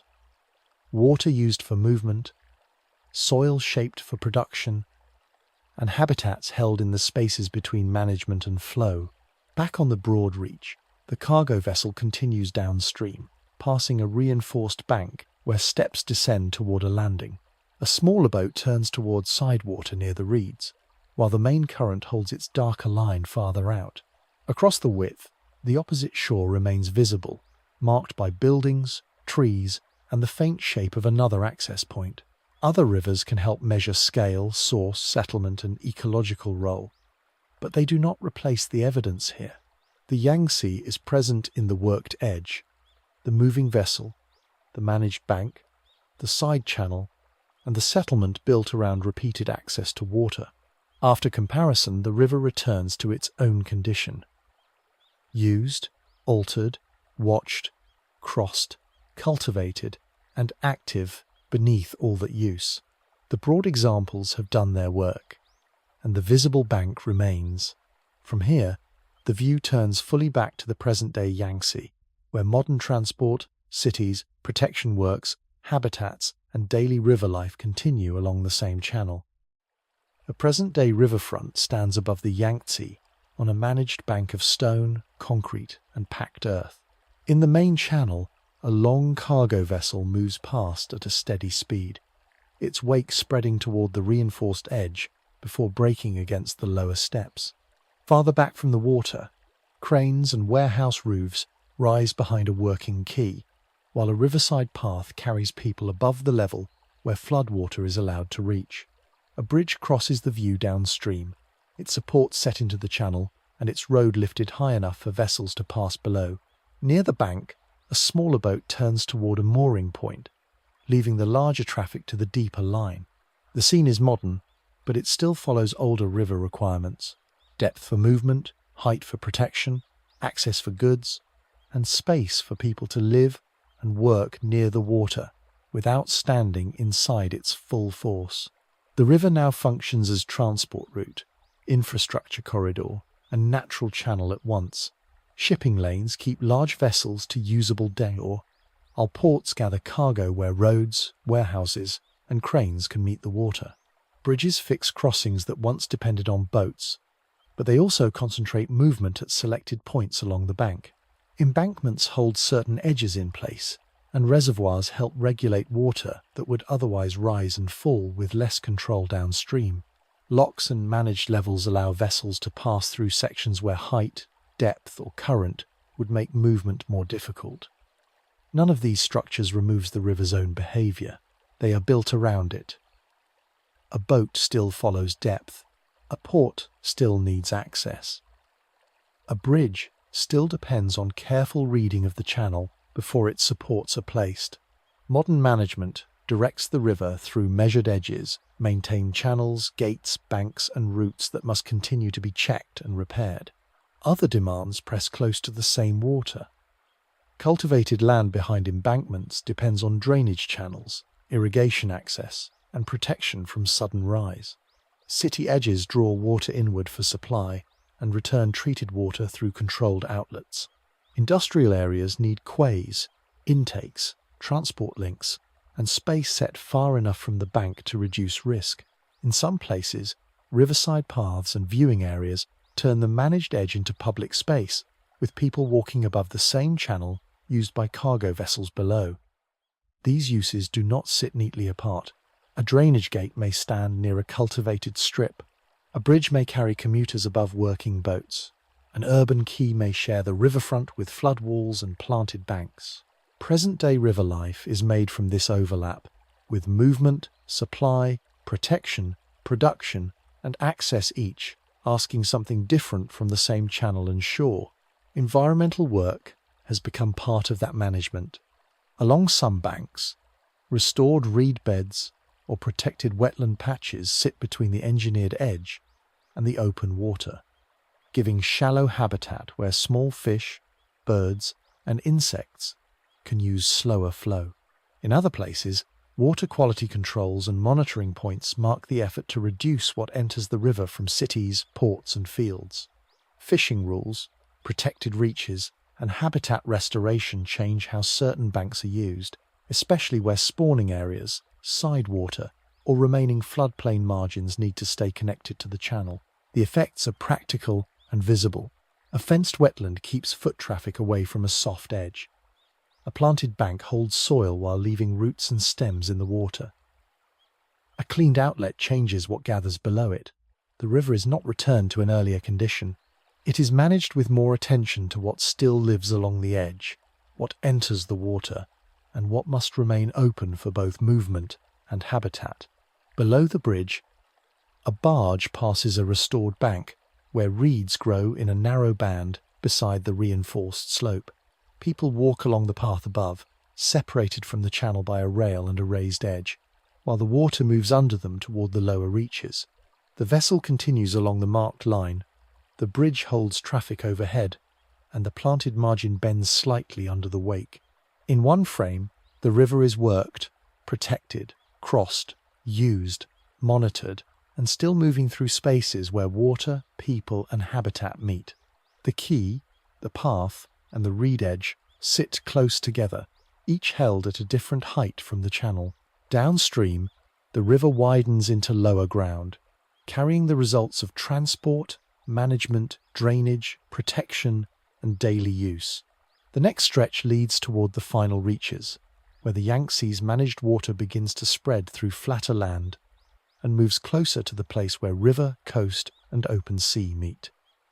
At a restored river edge, the bank no longer drops straight into hard water. The slope has been cut back in levels, with planted reeds along the lower strip and young trees set higher where the ground stays firm. A shallow side channel reaches in from the main river, carrying slow water behind a low bar of mud and new vegetation. The older embankment, now sits farther back, raised above the floodplain rather than pressed against the channel. Between the softened bank and the wall, wet ground holds shallow pools after the level falls. Small stakes mark new planting, and a narrow path keeps people away from the softest edge. The repair can be read in the shape of the ground: a bank made less steep, a margin allowed to hold water, and a strip of river space given back to roots, silt, and slower flow. Restoration often begins by giving water more than one place to go.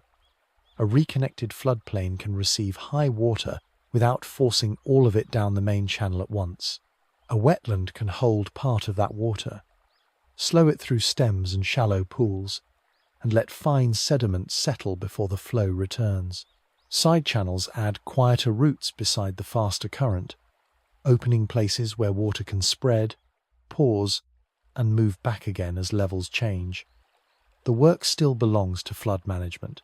It deals with the same facts as embankments and gates: volume, speed, storage, and access. In a repaired space, though, some ground is allowed to remain wet, uneven, and changeable.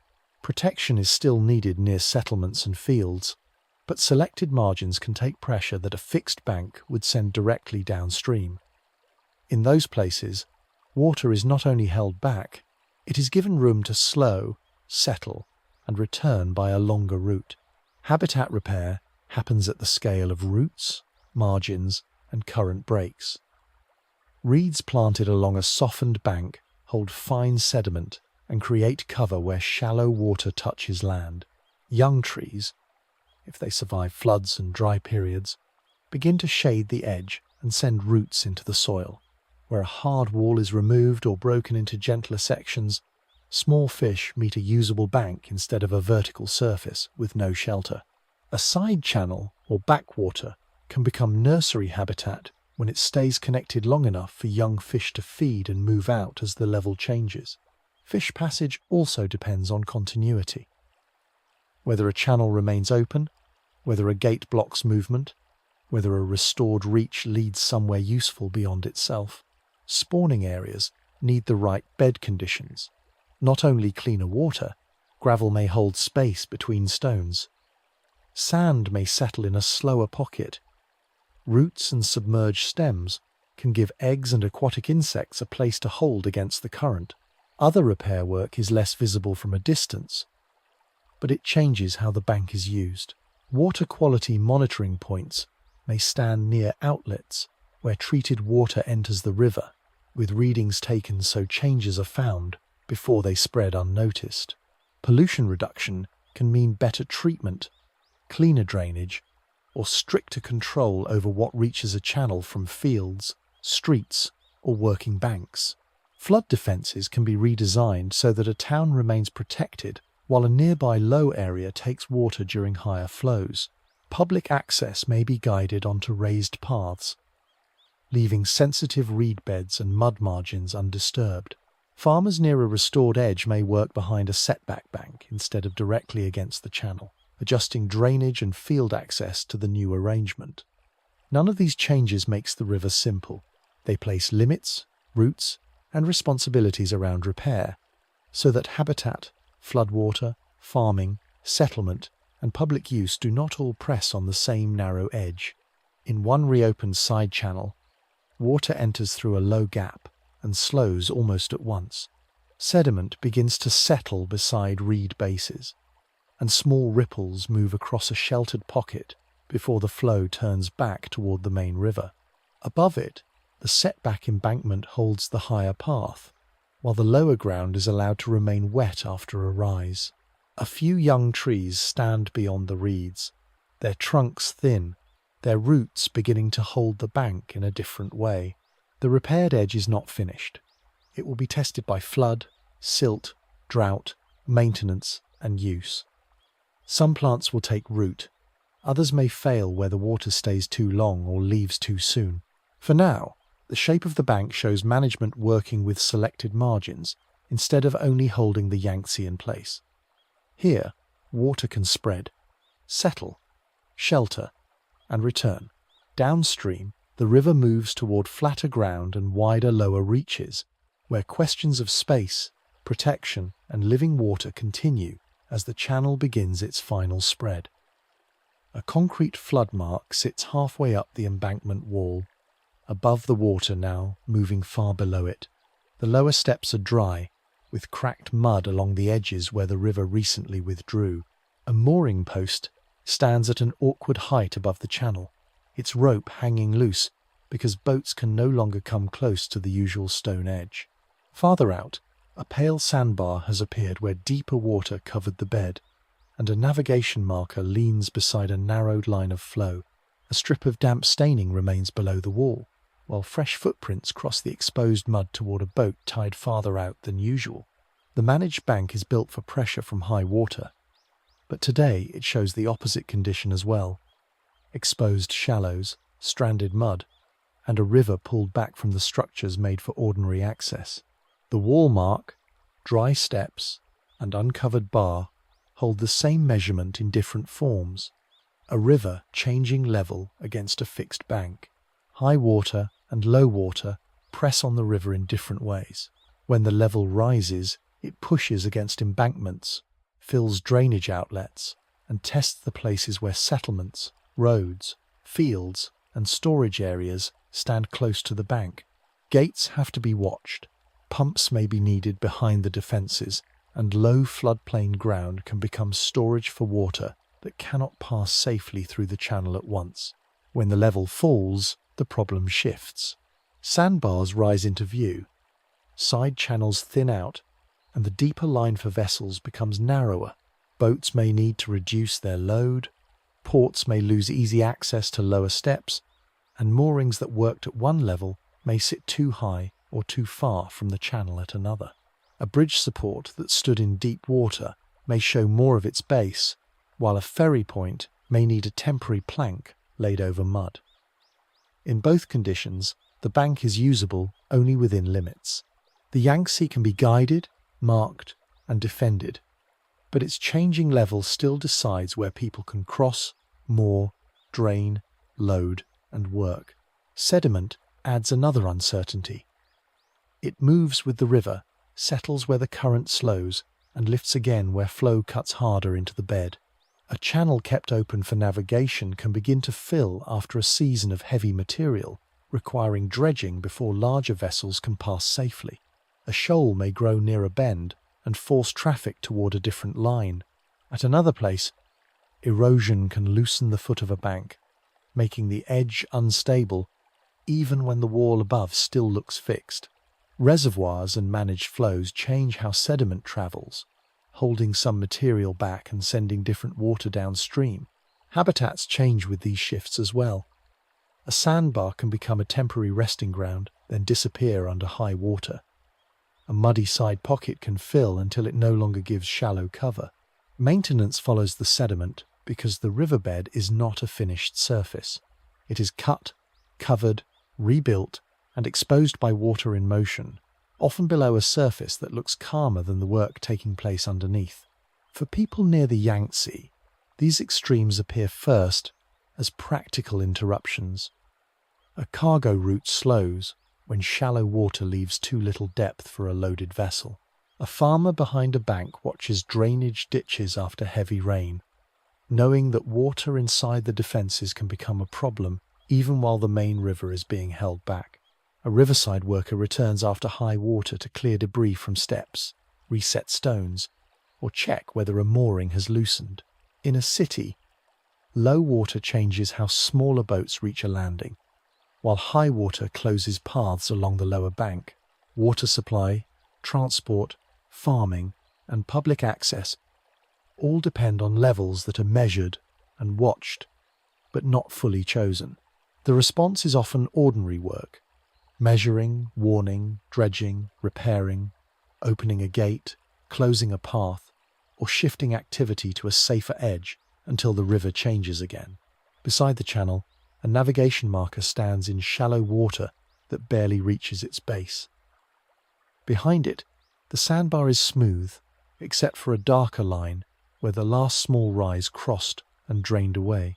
On the embankment, the older flood mark remains high above the present level, keeping a record of pressure in one simple line on concrete. Between those two signs, the river shows its range: too high for the bank to ignore, too low for navigation to proceed without care, and always carrying material that can settle, shift, or cut again. Downstream, the lower reaches widen into flatter land, where water level, sediment, defense, and access meet the final spread of the Yangtze. There, the balance remains practical and uncertain, shaped by marks on concrete, bars in the channel, repaired banks, working routes, and the continuing movement of water toward the open coast. In the lower river, the channel opens into a width that makes the banks feel less certain. Water stretches across a broad surface, broken by a low island where reeds and young grasses hold the mud in place. Along one side, an embankment runs behind a strip of exposed silt, its stone face marked by water that recently stood higher. On the other side, the shore lies farther away, with a side channel turning behind a flat bank before it rejoins the main flow. A navigation marker stands out in the channel, not close to either edge, showing that the usable route now has to be read within a wider field of water. Farther along, cranes and low warehouse roofs sit behind flood defences rather than directly on the mud. The river is still moving downstream, but it is no longer held in one narrow line. It spreads across low ground, around bars and islands, beside worked banks, and through side water where land and river keep shifting against each other.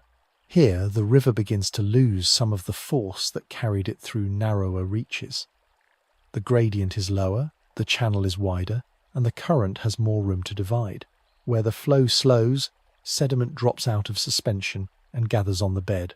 A bar can begin as a shallow patch, then rise closer to the surface as more material settles. Water moves around it, cutting one side and laying finer mud on the other. Over time, a low island may form, with plants taking hold where the surface stays exposed long enough. In another reach, the river may cut new sidewater or leave a former channel with less current than before. Mudflats appear where the water withdraws, crossed by small drainage lines that lead back toward the channel. The lower river is not simply becoming wider. It is sorting water and material into channels, shoals, banks, and wet ground that can change again with the next rise. Downstream conditions add another movement to this spreading landscape. As the river approaches its estuary, tides and backwater effects can slow the outgoing flow or press against it for part of the day. The surface may appear to hesitate near a bank, while deeper water continues through the channel. In some reaches, brackish influence begins to shape the margins, mixing river water with water from the coast and changing what can grow or feed there. Mud settles differently where the current meets tidal pressure, and banks may build outward in one place while another edge is cut away. Navigation changes with these conditions as well. A vessel moving through the lower channel must follow marked water, depth, tide, and sediment together, rather than relying only on the downstream current. The river is nearing open water, but it is still carrying silt, forming edges, and adjusting to forces coming from ahead as well as behind. This final spreading system shapes work and habitat along the banks. Ports and navigation channels need depth to be kept open where sediment would otherwise gather too quickly. Flood defences have to account for river rise, tidal pressure, and low land that can hold water after the main level falls. Wetlands and reed beds use the same conditions differently. They form where slow water, mud, and repeated wetting allow plants to root, birds to feed, and small fish to use sheltered margins. Fishing edges appear where side water, mudflats, and channel mouths concentrate movement between deeper water and shallow ground. Settlements and fields on lowland depend on embankments, drainage, and careful access to roads and quays. The same landscape can hold port space, habitat, and fertile ground, but each use depends on levels, sediment, and protection being watched. In the lower Yangtze, work and ecology are arranged around water that spreads rather than water that simply passes. At the edge of a mudflat, fresh sediment settles in a thin layer as water drains back toward the channel. Reeds stand near the tidal line, their bases partly covered, while a navigation marker remains beyond them in the broad water. A small current moves around the end of a low island, then joins a deeper route used by passing vessels. Behind the reeds, the low bank shows a faint step where a higher level recently paused before falling away. The scene holds the lower river's main conditions in one place: divided flow, soft ground, marked passage, and land still being shaped by water and silt. Farther out, the banks open again, and the channel continues toward the place where river water enters the coastal margin. The final movement is not a sudden ending. It begins here, in the spreading reach where the Yangtze slows, deposits, divides, and prepares its water for the last passage into open sea. Near the lower Yangtze, the river no longer moves, as a narrow channel held close between banks. Broad water spreads toward the East China Sea through divided routes, with navigation lights, low islands, mudflats, and working shorelines marking its final reach. Embankments stand behind reed edges and softer ground, while port structures sit farther back on firmer land. Large ships keep to the deeper marked water. Smaller craft move nearer the banks, where the current slackens and the tide begins to press its rhythm into the river. The shore is active, but the water remains the main surface, wide, sediment, brown, and broken by signs that show where it can be followed, crossed, defended, and entered. The water arriving here began far upstream on the Tibetan Plateau, where small upper flows gathered from high ground and found a first direction across stone and slope. Between that beginning and this open approach, the river was changed by distance. Tributaries added volume. Valleys confined and released it. Sediment entered from banks and side streams, and the channel widened where the land allowed the current to slow. By the time the Yangtze reaches its lower plain, the first narrow water has become a broad, joined flow, shaped by rain, meltwater, rock, soil, and the repeated meeting of smaller waters along the route. Across that course, the river took its form from the land around it. Mountain valleys held the current in a tighter line, then wider basins gave room for banks, fields, and settlements. Crossings formed where the water could be approached, and boats followed the deeper line through bends, shoals, and marked channels. Along usable margins, people built landings, roads, embankments, irrigation works, and towns close enough to use the river, but not close enough to master it. The edges changed as well, from faster upper water and stony banks to side channels, floodplain lakes, reed beds, mudflats, and managed wetlands. The Yangtze's final shape carries these practical layers without needing to display them all at once. In one place, the river is read through a bridge pier and a depth marker. In another, through a sluice gate, a ferry line, a levee road, or reeds along a wetland edge.